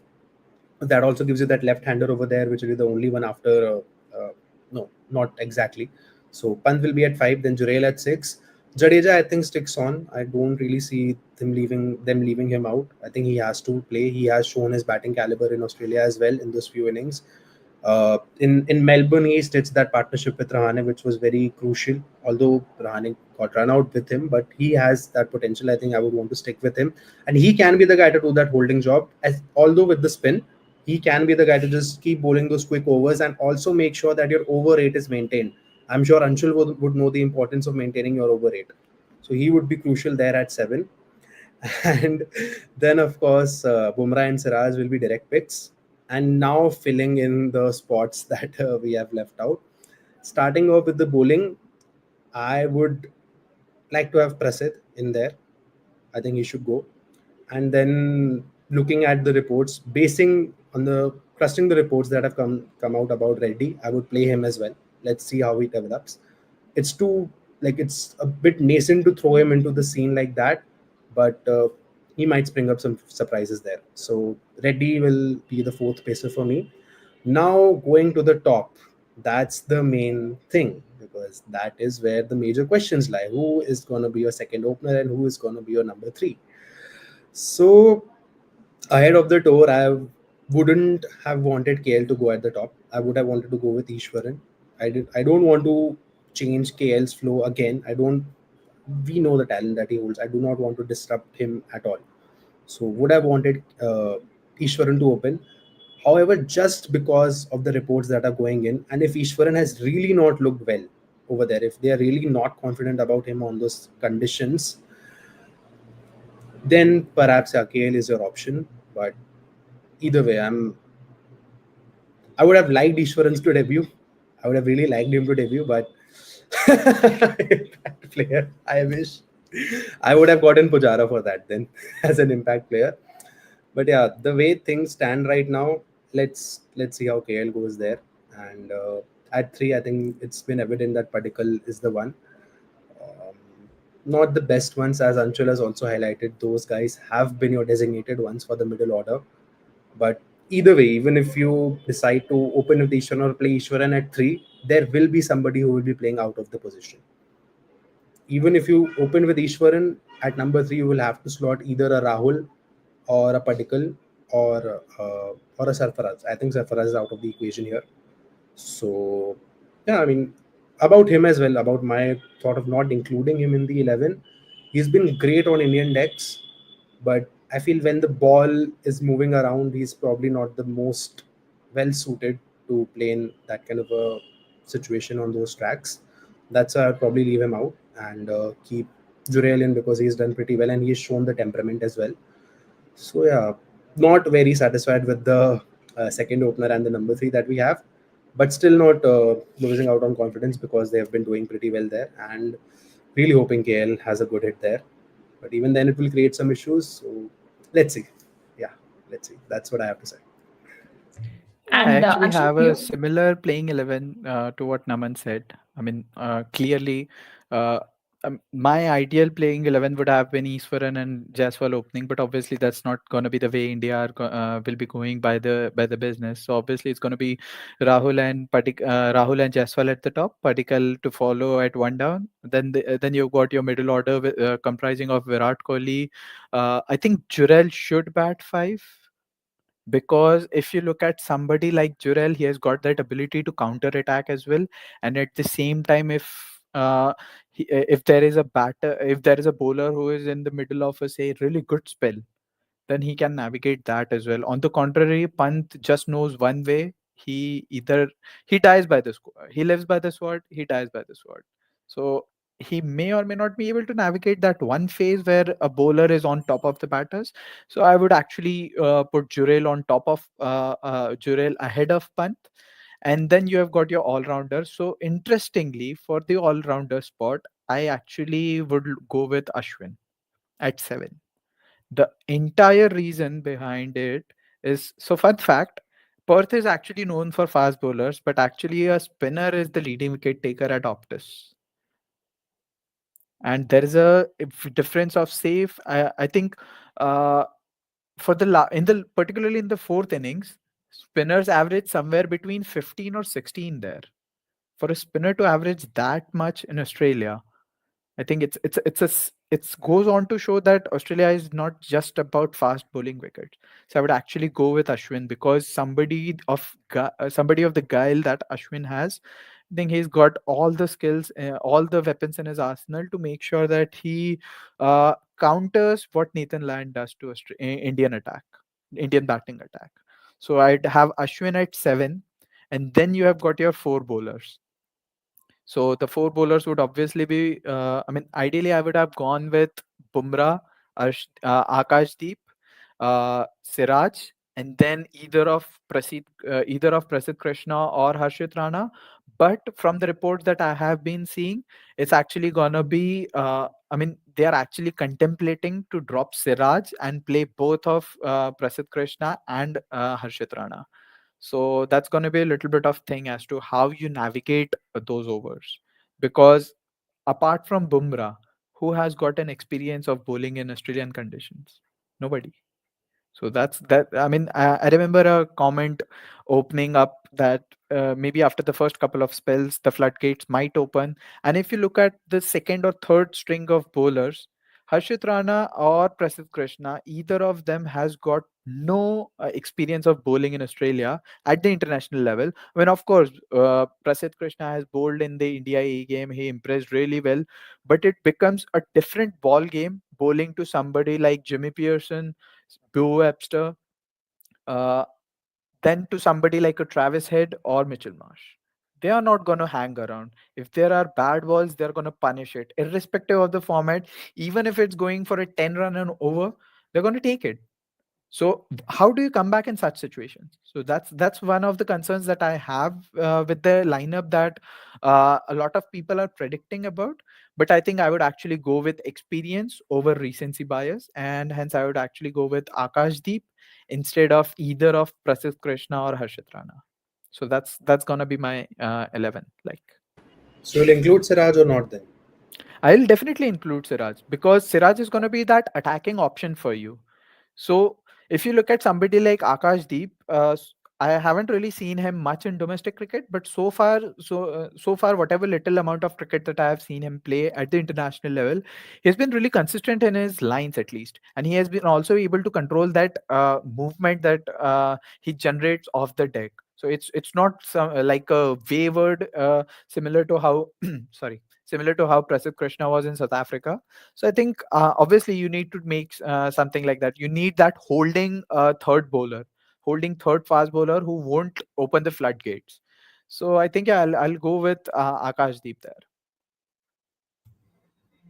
Great calls there, guys, with your playing 11. I hope if anyone from the Indian team management is, listening to our podcast, they would have something to take away and, uh, formulate that playing 11, keeping all of these factors in mind as well. And one last thing before we move on to Australia, Ujjwal goes on to add, can we see Shami's comeback in the third test? Because man recently just, played in the Ranji Trophy for Bengal, picked up like 7 wickets across 2 innings, scored a little bit with the bat as well. So the moment he comes into the picture, I suppose things are going to be a little different there. Okay, let's also probably address this comment also. Biggest question for India is, who is going to play out those 150 to 180 balls like Pujara and Rahane did in 2018 and 2021? Because in our batting order, everyone is really a stroke maker rather than being defensive, which is again a fair point and something that I think we discussed earlier in our conversation as well, that we're definitely going to miss the duo of Rahane and Pujara. And I don't know if anyone in the batting lineup, our batting lineup, can probably do that sort of a job. Can I answer Nikhil, that of course. question in Abhipsi? I think Yeah, this is Anshul, go where on then. Can I answer I that think question in just one word? go Yes, on. please. Nobody. Because if you look at the kind of resilience and temperament that somebody like a Pujara or Rahane had, it was literally you must have seen all those articles where it was stated that 10 players from the Indian team were playing so that India wins. Pujara was playing to make sure India does not lose. I don't really see a player in 11 where uh, I don't really see a player in the whole squad that India have picked who can play that role to make sure that India does not lose. Because those 150 to 180 balls, i- you are literally putting miles into the bowlers, making them come for that third spell, fourth spell. And it's like I said, it's a 5 test long series. If you have got somebody's number early in the series, it's going to be a really long summer for that particular player. And I don't really see anybody from this Indian setup playing a similar role to that. I mean, I would be surprised if somebody does that because from what I have seen so far of this Indian lineup, none of them have the temperament to just soak in that pressure. I mean, it was very evident in Pune test as well. It was not a rank turner. I wouldn't call it a rank turner because, yes, the odd ball was spinning, doing different sorts of tricks, but it was not unplayable at all. That was one period where you actually had to show that bit of straight bat and just defend it, make sure that Mitchell Santner does not go into that stray of overs where he's bowling say 8 9 10 overs on the trot, because that is something that you really associate with spinners. And if a spinner is in his rhythm, 8 overs are more than enough for any spinner to line up to like trigger a collapse. That is what he did in Pune. So I don't really think any of the Indian batters have got that temperament, that bit of commitment in them to make sure that they just make sure that they aren't really swinging and going hard at it. So I'd be really surprised if anybody does that role. Yeah, definitely not the kind of things you want to hear before a test series, but that's the kind of situation we probably find ourselves in. But yeah, Aman, I think you want to add a point there quickly. I would take a punt and bet on Jaiswal for that. I think he has shown that aggression. He has shown his game in the T20 eyes, but I still think he has that temperament in him as well. We have seen in the recent tests in India as well that he's the one who hung on even in Bangalore in those conditions. He hung on, he showed that temperament. And even in the Aussie conditions, I think once he manages to negotiate the bounce, the movement up at the top, he's a guy who goes big. He's a guy who plays big. So I'm actually going to take that punt and probably call him the batter of the team for us in this tour. That's how highly I'm looking forward to seeing him, not just on recency bias, but because he is the most among the new guys. I think he's probably a bit more composed than even Gill, as far as we've seen uh, so far. And even with Gill, I'm I'm pretty confident about him too. I think these are the two batters for me to watch out from our side in this tour. These they need to get the big runs, they need to play out the overs, not just because for them getting rounds for themselves, but even for the way in which our team is structured. I mean, I said it a couple of years back, I do not see Rohit Sharma getting those big runs, but I didn't see him getting these little runs either.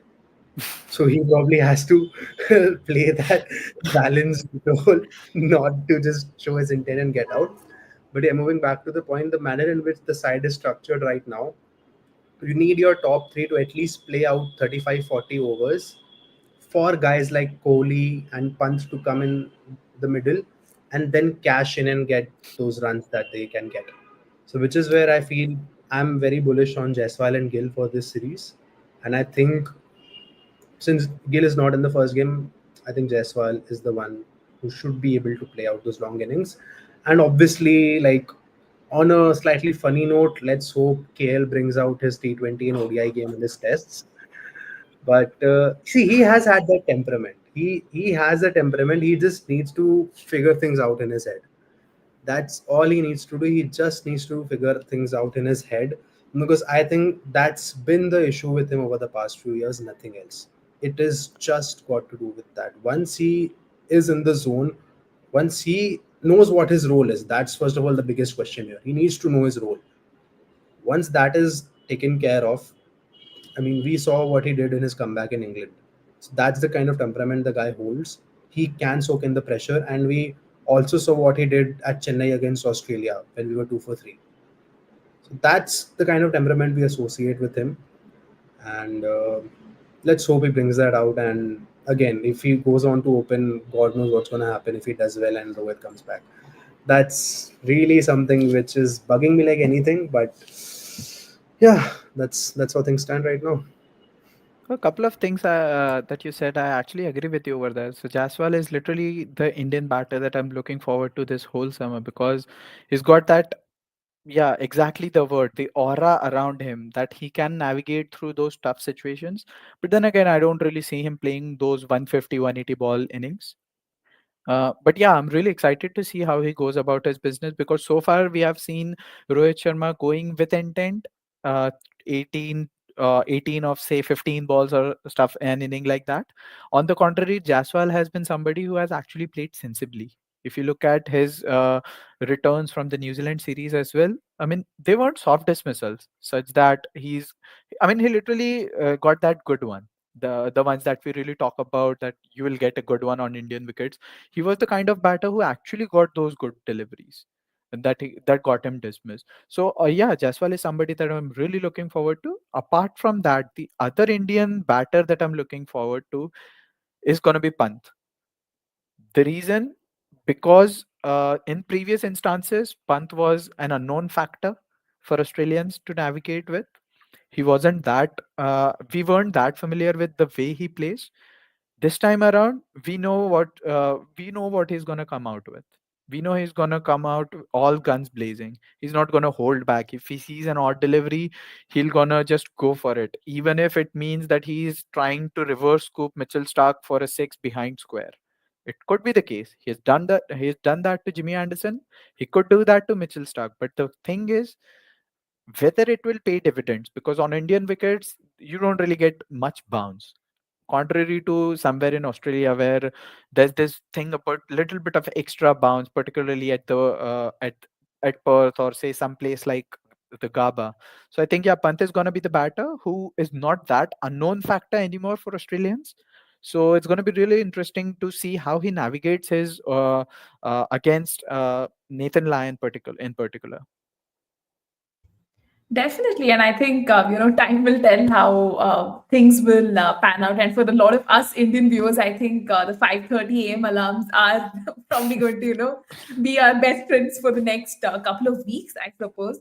But I think for this 1.5 hours we've been talking a lot about India. Let's actually also shift our focus to Australia as well. And Anshul has worn his Australia colors, I mean his Australia threads, and is probably looking very excited to talk about them. Because just looking at Australia, obviously a lot is at stake. Pat Cummins is leading them. I mean, if you just look at his illustrious crown, it has every single jewel probably except this, Border Gavaskar trophy. And even just looking at Australia, right, the context they're coming in. The last they played Test cricket was what, against I think West Indies and New Zealand, which was some time back, and they had that tough loss versus the West Indies as well, where Shamar Joseph did whatever he did. But again, Perth is a very happy hunting ground for the Aussies, and they've actually done really well. So I'll actually open this question up to you itself. Of what are your expectations? Like Pat Cummins at the helm, the BGTs here, possibly ruining India's plans for that World Test Championship finals, which apparently the Indian team is not looking at right now. But yeah, with all of these factors playing in, how much are you looking forward to seeing Pat Cummins lead the side? I mean, to begin with your statement about India's road to Lords, for that to happen, they actually have to win 4-0. I don't see that happening. I don't see that happening at all. The next thing, obviously, we are very sure of what the Indians are going to come out with, and the whole demeanor about Pat Cummins, the way he leads the team is with an example. Even if Mitchell Stark and Josh Hazelwood aren't able to break through early in the innings, he's never shy away that, okay, the batters are going at this particular rate, so I shouldn't bowl myself right now. He's one of those guys who wants to lead from the front, even if the going is tough at that particular point. So I don't really see any changes in his leadership style. To add to that, I think definitely the BGT is going to be a new challenge for him because, like you said, if there is one crown that has evaded him so far, it's the BGT. We came so close to winning it, but alas for the 30 minutes of sweeping madness in Delhi. But yeah, then again, like he also mentioned it earlier, BGT is like a really huge series because he has got that victory against England in England. The next thing for Australia is to make sure that they don't let India get on top of things. And I think this is where Pat Cummins' role as a skipper becomes more vital compared to as a bowler, because when he's a bowler, actually Steve Smith is the leader in that instance. So we all know that, okay, Steve Smith is making all the calls from the slip cordon. But when Pat Cummins is not bowling, either of the other quicks or maybe Nathan Lyon is bowling, that is when I think the tactical field placements, all sorts of conversations that he keeps on having with the leadership group, I think that is where it's going to be vital important for Pat Cummins to make sure that whatever process these guys are having, the lads make sure that they iterate the same. Obviously, it's going to be a bit of a change, because we used to have two fielders in Gully in Cameron Green, but given the fact that he's not going to be there in this series, so whoever fields, so far I've heard is Manas would be fielding there. So whoever fields there, it's going to be huge shoes for him to for him to fill as well, because Cameron Green used to be that guy who would make sure that it's not difficult for batters to navigate through that gully region for a single or maybe a miscued cut shot. So that's where I think it's going to be a little bit of challenging for Pat Cummins as well, as to make sure how he comes across those bowling changes, because it was very evident during the Ashes as well, when the Baz bowlers came out all guns blazing, and Pat Cummins literally had a deep backward point in the very first over of the innings its best end. A lot of people raised concerns about it, but we all know what turned out on the very fifth day of it. So I think, yeah, that's going to be a similar template for Pat Cummins. He's just going to make sure that he doesn't let the opposition get on top of his team. Fair enough. And Naman, your thoughts on Pat Cummins and your expectations from him, because the BGT is probably the only thing that's eluded him. Everything else seems to have been conquered, right? I mean, he's been my favorite Aussie player for around 4 5 years now. Like even building up into the 2021 BGT, he has been my Aussie favorite guy. And I think since Achal is watching, he would know how much we've celebrated when he's done well, barring a few occasions, of course. But yeah, I've loved his demeanor, loved his bowling. First of all, of course, the the zip that he has to offer and the way he runs in. Okay. Oh, Anshul went off. Okay. Anyway, so yeah, loved watching him bowl, and as definitely with his leadership, the way he has taken to captaincy. I mean, in these 2.5 3 years, like Anshul previously mentioned, how media was going about and Pat was announced as a captain, but he had been the vice captain for such a time, and he brings that demeanor, he brings that calmness across formats. I mean, it began with Test, the kind of success that he had been getting. Then, of course, the turnaround that the team had last year. I mean, it was breathtaking. Obviously, it had a lot to do with Maxwell's knock, but Pat Cummins to keep the dressing room calm, to keep the team still going. That's the kind of ability that he's had throughout. And obviously, we've seen a lot about his personal life as well in the Test and those 2 3 seasons. So that again makes you connect with him more at a personal level as well. And oh, okay. And then apart from that, even in IPL this year, I mean, obviously SRH had the kind of season that they had, and he was quite instrumental in that campaign for them as well. And getting back to the IPL now, that's also a bit of a shocker. Just briefly alluding to it, that he did decide to get back this year. That the Ashes are coming up, but he's still going to play the IPL. So that's maybe a point of discussion for another day, which I would love to have. But yeah, his batting, the he is the ideal number 8 that any test side would want, and not just in test, even in ODIs. He's the one who stitched that partnership with Maxwell. So just love him all around. I mean, he's done too well. Even even happy for the success that he's had, if I think of it from a neutral point of view.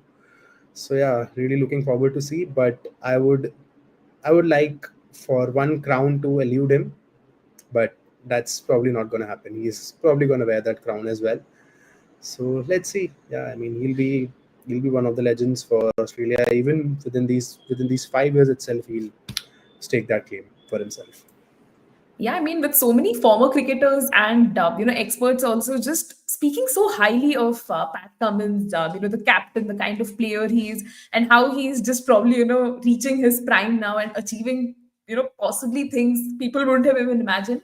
I mean, we're just hoping he keeps growing from strength to strength, and we get to see him produce the same kind of magic versus India.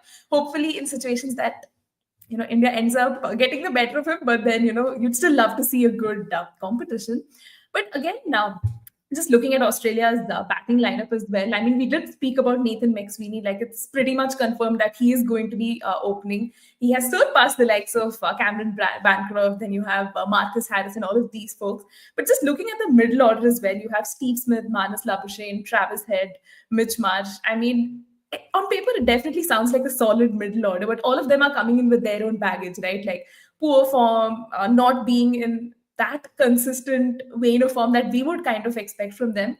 So, Anshul, again, what are your impressions of this, batting order?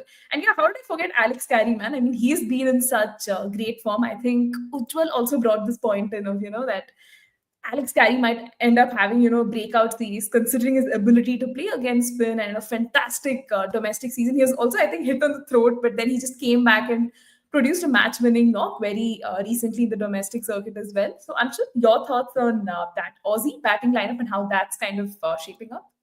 So I think it would have been a bit of a concern had Cameron Green been available, because then whom do you bat? Because in the absence of Cam Green, I think the top six, seven pick themselves. There is no hiding from the fact that Australia have got a really settled batting order. Coming to the fact that the middle order is under a little bit of a pressure because of the fact that they haven't been able to get runs. If you talk about somebody like Travis Head, he literally played just one round of Shield.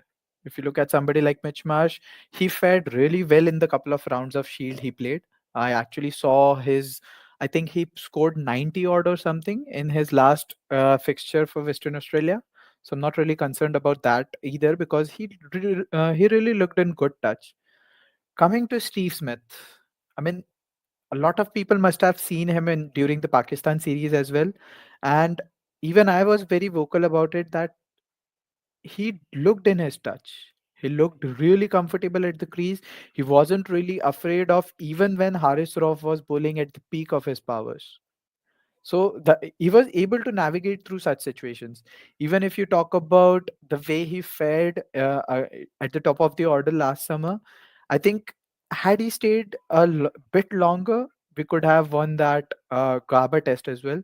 Because I vividly remember he scored that 91 where anybody else was not even able to cross, I think, 20 either. So yeah, that just goes on to say that you cannot count out guys like Steve Smith and Virat Kohli. These guys are the kind of players who don't really want those string of huge heavy daddy hundreds behind them. I mean, obviously it's not something that's not good to have, but then again, they don't really strive of that. Over the years, we have heard Steve Smith saying that, okay, I've found my hands, I feel in good rhythm, and that's something that we really associate with Steve Smith. We don't really see how much he's scoring. By the way, uh, in order to evaluate his form, it's the way he's scoring them, and particularly looking at the way he has fared in the Pakistan series, I see him in a really good touch, and I won't really be surprised if he continues that sort of form against the Indian order as well. Yeah, I mean, hoping the Aussie, batting order can kind of figure things out. And just looking at the comment section as well, looking at Anshul's background, a joke. Why can't Indians forget 19th November? Because they can't get their head out of it. A good one there, yeah. I And mean, if you I talk think, about it, Indians don't really get head that much, and when they did, you know what happened. okay. And Nikhil goes on to add, Ujjwal, you deserve I a I pat. hope this doesn't get censored. We are on. And let's also take this comment from Ujjwal, which goes on to say October saw India's downslide at home and Pakistan's resurgence. But as November has arrived, Pakistan has been whitewashed. Good news for India. Okay. Do Uh, I need to remind you what happened last November, mate?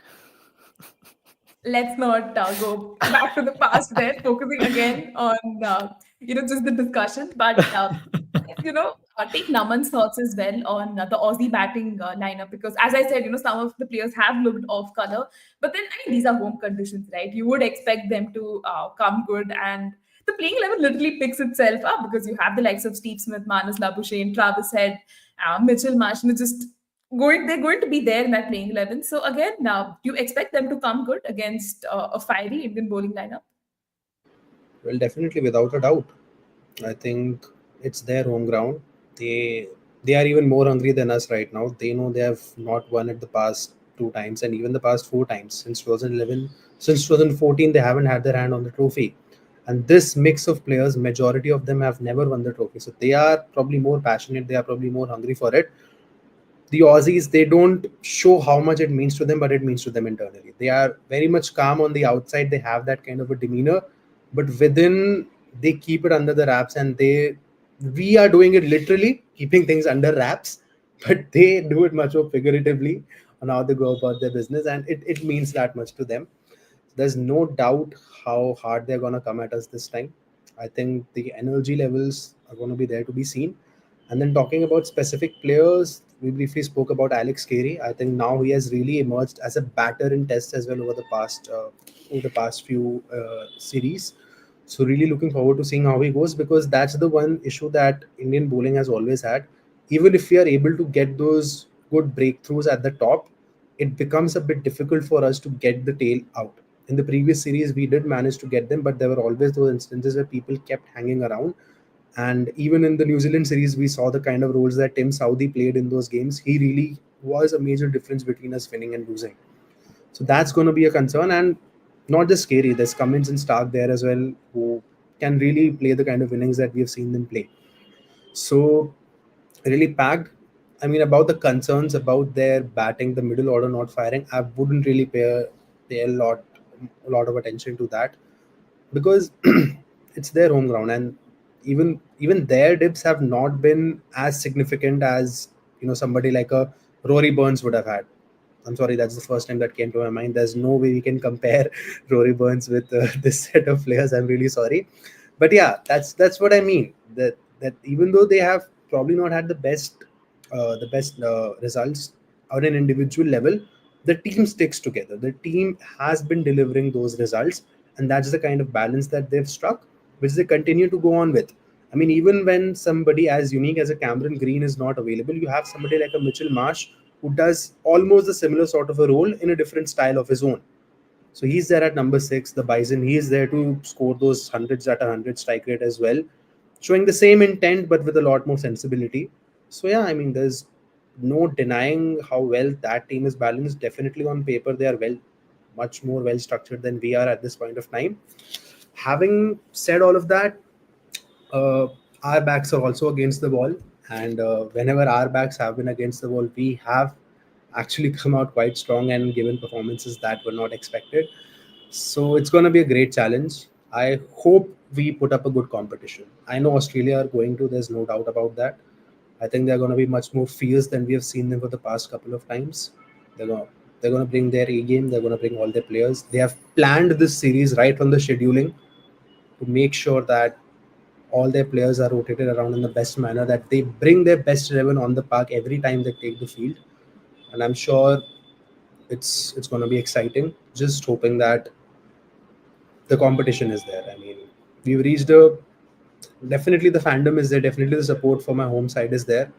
But when it comes to Test cricket, it's just pure joy for the game. It's just pure joy of how the battle between the ball and the bat goes on, hopefully till 5 days.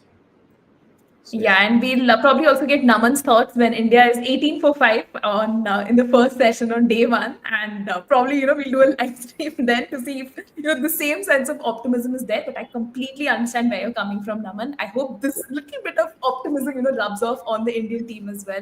I mean, in pictures though we get to see a very vibrant and happy side, but I mean, this is Australia at home you're playing against, so I think India definitely just have their backs against the wall there, for sure. And again, just looking at Australia's bowling attack, I mean, I'm just really running out of adjectives to describe them because Mitchell Stark, Josh Hazelwood, you have Scott Boland, and Nathan Lyon. I mean, they're again immediate You starters forgot in the that. skipper. I forgot the skipper, of course, Pat Cummins. I mean, immediate starters in that bowling attack, and the Indian batters will be wary of them. So, Anshul, let's start off with you. I mean, this could possibly be the last, Border Gavaskar Trophy for these set of bowlers and all of that. So they again have a point to prove and help their side, end the series on a winning note, maybe. Maybe not the last series. Probably if India, I mean, probably the next series is going to be in India in a couple of years, right? So, I mean, I think around that time, up until that time, I think the Quicks should stick together because obviously Mitchell Stark has been very adamant about stating that if he has to just stick with one format, it's going to be the Test format because that is where his heart is. That is where uh, the players are made actually, and it has been very evident in the way Josh Hazelwood has also been going about business, that okay, he had a little bit of string in between where he was very much focusing on T20 cricket, but that was solely with a focus on the T20 World Cup that was held in 2021 and the very next year. Ever since then, even he has started to skip those T20 games, and obviously it goes on to show that the longer format is where they really want to continue and keep going. Having said that, we also have the upcoming generation coming, so it's going to be a really interesting take, and I think we'll cross that bridge when we come to it, come in a couple of years' time. But I think, yeah, for as far as a home BGT is concerned, I think it could very much be the last series that the big three play together. And if that is the case, I think definitely they would want to make sure that they win this because so far they have literally won everything together in test format, in T20 format, in 50 over format. And if you talk about the bilateral series in test format, I think BGT is something that they would really love to win because, like Naman said, since 2014, we haven't been able, since 2014-15 season, we haven't really been able to get our hands on it. So it's going to be really, I mean, the guys would be hungry because this is the one title that has evaded them. And I think they would be hungrier than ever to make sure that they go by the business. And of course there must be a lot of learning lessons from 2020-21 season as well. And I think it's going to be a really interesting series, and maybe not defining series, I would say, but it would be more of a crown, more of another gem on their own already illustrious crown. Very true. And I think Ujjwal's comment here also goes on to say, which I think Anshul also spoke about a little earlier on. Unlike the 2020-21 series, one difference I feel is that Australia are not going to push their bowling attack in all the five tests. They will definitely bring in Boland, Nasser, and Morris at some point in the series. Probably, with the whole perspective of the workload management side of things, which is a fair shout. And they don't want to tire their bowlers because you have a lot of other important series coming up as well, as Australia dubs it as the summer of cricket. They have a lot of things to look forward to in that sense as well.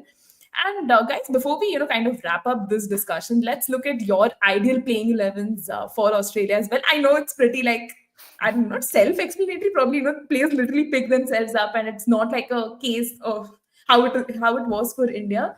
But I'll open this question to both of you. So anyone who wants to go first with your ideal playing 11 for Australia? I think the top seven pick themselves straight away. This is I'm talking about for the first couple of tests. The top seven pick themselves, and then you have got the pick four: Mitchell Stark, Pat Cummins, Josh Hazelwood, and Nathan Lyon. One change that I'm anticipating come to Gaba is maybe either Hoff leaves, or either Hoff is rested, or maybe Mitchell Stark. But I would actually go with Hoff because somebody like a Scott Bolland, he can actually perform that role of holding and attacking at the same time. However, Mitchell Stark gives you that little bit of variety with the left arm, which is I mean, we have seen it for quite a long time in test cricket, that little bit of variety in terms of how the ball is coming out of your hands, that little bit of natural angle, that it often often plays onto the batters, the way they are approaching it. But having said that, I think India have got three or four left-handers in their top order. So I won't be surprised if they drop Mitchell Stark either. I mean, not drop, if they rest Mitchell Stark for Gaba. But surely I'm anticipating a change. Bolland comes in straight away to swap either Mitch Stark or Josh Hazelwood. I think it's going to be Josh Hazelwood.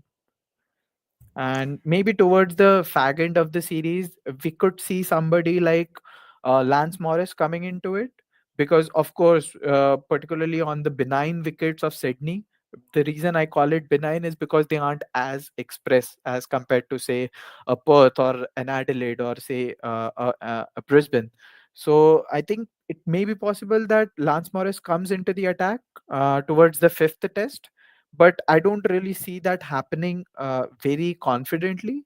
But yeah, it's for sure that we would be having lots of chopping and changing in terms of the quicks, so as to make sure that we are also, because we have also got a really important tour coming after this BGT. So we are going to be touring Sri Lanka, and the last time we toured Sri Lanka, again a few minutes of sweeping madness, and we ended up losing drawing that series one each. So that's, I think the boys are going to be hungrier this time around as well, and in order to make sure that the quicks are fit enough until then, because of course 5 tests, and then five playing 5 tests going into a 2 test series away, it's always a challenge. So I think that's where this workload management thing will come into play. And yeah, like Ujjwal said, I don't really see the quicks going all the tests without having rest in between either. And it is something that Pat Cummins has also said, that given the fact that there would be some rests for the fast bowler, for the quicks, the people on the bench strength, vis-a-vis Michael Nesser, Scott Bolland, Jai Richardson, and even Lance Morris. I think these guys are also going to be in the mix of it. So Jai Richardson is, to add to it, he has returned to Sheffield. He has planned his return to Sheffield cricket in the very next round. So he's going to be featuring for Western Australia. So that's another place where I think that's another quick, I think, that we would be definitely looking forward to. Fair enough. And Naman, your ideal playing 11 for Australia, what would that look like? My answer also same. No different, nothing different. Very Okay. Sarfaraz Yeah. Ahmed vibes. Yeah, that's how it is. They pick themselves, and with the bowlers rotation as well. We know Scotty is going to play at the G, and even bringing him in the third test, I would probably, like Anshul said, it would be in place of Hoff as well. He would come in. It's pretty much like for like he said. He holds the channel, does that holding job pretty much the same. And then obviously, as the series goes on, the question will be, does Pat Cummins take a game off? Now that is something that will probably be determined by the manner in which the series progresses. What's the score line? What the score line is like. I'm sure Anshul would believe that that won't be a cause of concern. So let's see if he takes a game off, and if he does, then maybe somebody like a Jai would be the one to come in place of him, or even a Nisa or Lance. I think, as well as I've seen, probably Jai is the one who is more similar. Correct me if I'm wrong, Anshul. Yeah. So he'll probably be In the terms guy. of the batting, if you talk about it, Michael Nesser is actually a little bit more similar to him. But if you are comparing the bowling aspect of it, I think, yeah, definitely Jai Richardson is something who gives you that little bit of extra X factor. That's something that Pat Cummins already has. Exactly. So with the bowling perspective itself, I think he would come in, and on benign surfaces of Sydney, I think that would be the more likely place. And it's Smudge's home as well, right? Sydney is Smith's hometown, so yeah, he might be happy to get his hand back on the BGT on that ground itself. If he does. So yeah, that's probably gonna be my 11 for them as well. So yeah, the bowlers will keep rotating, and if with Marsh, depends on how much he bowls. If even he is bowling a lot and they feel that there is probably a requirement for him to take a game off, then that comes in. But I think it's highly unlikely. I don't see him bowling more than 10-15 overs in an innings, because you've also got the likes of Smudge and Head and Marnie. Even Marnus is bowling pace now. I just saw a video where he tried to bounce off Pat Cummins. So I don't see that happening either. So yeah, it's pretty much settled. Just one or two changes depending on how you want to rotate your bowlers. I mean, he did say that he wants to bounce Virat Kohli, right? I mean, Virat Kohli is the biggest star in the Indian team. So obviously, who better than the biggest star in the Australian team to bounce out in the nets? Yeah, and on similar lines, I mean, I think there's one place where the Aussies could have planned a bit better. Would have been to include a left arm spinner in the team, Mhm. given how the recent records have been. Like, I The think wounds that are would have very been a game difficult to changer. heal. Very deep. Literally a left field choice to go with. Yeah. Yeah, I mean, you Um, could see somebody like a Matthew Kuhneman the next time we tour India, that's for sure. But I don't see that happening in Australia. Actually, though, if you like the guys who are vying up for the opening spot now, they should start bowling a bit of left arm spin. I yeah, think. gives them the Not edge. left Yeah, arm spin, but fun fact, Nathan McSweeney actually bowls seam up. Oh So wow. he can give you those 7 8 overs of seam up. So yeah, that's another facet where actually he can develop in future as well. I mean, he's very young, so I mean, obviously there is something that he can work on. Maybe, and maybe in the future he can be somebody like, not obviously of Jack Callis stature, but at least Yeah. somebody who can play that kind of a role. That okay, he bats in the top order, and at the same time give you a few overs with the ball as well. Yeah. Fair yeah, enough. I right? mean, it's more or less except Khawaja and Carey, everybody bowls. Pretty much like England's white ball setup, I would say, but with a lot more sense in the way they go about the game. I'm actually loving the way you are combining words, intent, sense, business. I'm actually loving it. At least somebody is learning from mistakes, from past mistakes. Yeah. And guys, just one more question before I give you the last and final question in this very comprehensive preview that we have done.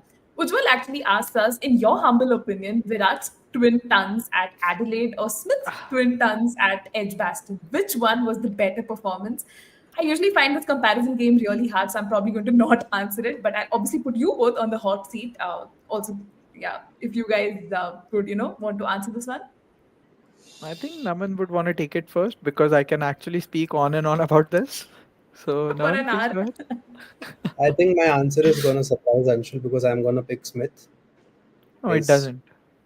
Every oh sensible cricketer who has played themselves or actually understands cricket would pick Smith. The mere reason is because we were 128 for 8 with Peter Siddle at the crease. And from there onward, this lad takes us to 300 odd. From there onwards, I very vividly remember this part from the test where Nathan Lyon talks about he was having a word with Smith and they were talking. He said to him that, okay, let's try to stitch 20, 30 runs partnerships and that way we can get the score to 250 because 208 was the point where we lost the last wicket and Nathan Lyon came up to the crease to bat. And Steve Smith was very vocal, very aggressive in saying, shut the fuck up, let me bat, I'll take it to 300. And the lad literally did it. That 148, that 150 at Edgbaston against that England attack, coming from a ban, coming from a period of one whole year where you haven't faced anything in international cricket, the Pommies are booing you left, right, and center to score those 20 runs in such situations. And it just wasn't the one inning, the first inning where he was the first inning where he was in such situation. Even in the second innings, no other batter could hold the fort the way he did. No yeah. other batter could stitch that long partnership with him, and that's why he took the onus on himself. And even if I remember correctly, in the very second innings, he actually got out swinging. So I think it was 145, 148 or something like that. And he got out swinging to a Stuart Broad delivery to deep mid wicket because he knew that that Nathan Lyon on that point wasn't able to bat that long. So it's obviously the onus was on him to make sure that his scoreboard keeps moving. And he literally took the score to a very from a respectable total, he took it to a winning total. And I think that's where the meme came out. Fuck fortress. They call it a fucking fortress. The Pat Cummins meme. And we have Yeah. breached it Because twice. So I think, I mean, I don't know. two I fortresses have definitely been go for breached Steve twice in Smith the past tons. 5 years. Sorry? I mean, two fortresses have been breached in the past 5 years. Mm-hmm. Three, Mm-hmm. actually. Yeah, three fortresses have been breached twice in the past 5 years across the big three cricket nations. Yeah, right.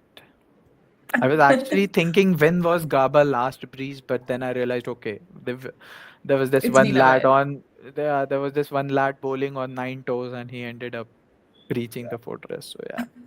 Credit to him though. That was a really brilliant spell of fast bowling. And guys, probably let's take this question and call it a day, because we've been speaking for almost 2 hours, and I mean, loving the interaction in the live chat. Akshat goes on to ask us our BGT scoreline predictions. I think Anshul, hoping you've had a change in mind after this 2 hour conversation. So I'll start with Naman on this one. Naman, what are your scoreline predictions? And Anshul, you have a moment to think about your prediction early on in our chat. Um, I disagree with Anshul on the part that India is not winning a single game. I would go 3-2. Which way? Uh, we'll Don't see. don't be all Mike Atherton Oh, that no, okay, no, no, England, no. the scoreline is going to be 2-1, but I don't know whether England or No, New no. Zealand. Don't go with Uh, that. See, from a neutral perspective, Australia is winning, but I see India winning a one or at least two along the way. But obviously, that Indian within me would still be optimistic no matter what has happened. But yeah, being rational, just looking at the way things stand. Uh, okay, including one more point. Already considering that Sydney will be a draw, it could be 3-1, otherwise 3-2 to Australia. Yeah, similar Yeah, to what I was saying. Very similar. I'll agree to that. Sydney is definitely going to be a draw. I mean, that's something that I've already been saying for as long as the schedule has been out. So I'm still gonna continue that. But having said that, definitely India aren't winning a game. They'll put up a fight for sure across all four tests. But I don't really see India winning a single game on this tour, merely because they don't really have those kind of players who can put pressure on us for long periods of time, for extended periods of time. Maybe say somebody, the way somebody like a Pujara or maybe a Rahane did, that what they made sure is not only they killed our morale, they not only demoralized us, they made sure that we are very fatigued mentally coming into the next game. So that is where I think I think India will definitely put up a fight for sure. And they're a very strong side. The players are really looking good, but I don't really see them winning a game. I mean, I would be surprised if they go on to win a game this series. And again, reiterating, this is where I feel that maybe not a single guy standing tall like Pujara did, playing out those 100, 150 balls in an innings. I feel collectively, I'm looking forward to the second wicket partnerships that India stitches. I think that is going to be the partnership which defines the way the team is going to play. And every time at the fall of the first wicket for India, that's where my eyes will be glued to the screen to see how that partnership unfolds. Yeah, and I think cricket with Talaiva in charge just goes on to resonate what a lot of us Indian fans are hoping for. But as folks who love Test cricket as well, we'd love to see competition from the Australia side also coming as strong. But hoping India is on the winning side. But yeah, guys, I think that pretty much does conclude our very comprehensive review of the Border Gavaskar Trophy. There's just so much to look forward to, and I hope we get to see a very competitive series, because that's the whole point of Test cricket, right? So yeah, guys. On that note, I'd like to thank all of our viewers first for joining in and sharing those lovely insights and perspectives. I see a lot of new names, so if you're new here, please do subscribe to the channel, follow Anshul and Naman on social media as well. I mean, they do share a lot of lovely insights, so please do that. And the plan is to do a lot of shows like this through the course of the Border Gavaskar Trophy, and see Anshul and Naman in the review side of things as well. Hopefully, with India having won some tests and us being like, Anshul, you were proven wrong. But either case, we hope for a good series. And that's all, guys, from us. Good night. Take care. Right? All right. See you, lads. Bye bye.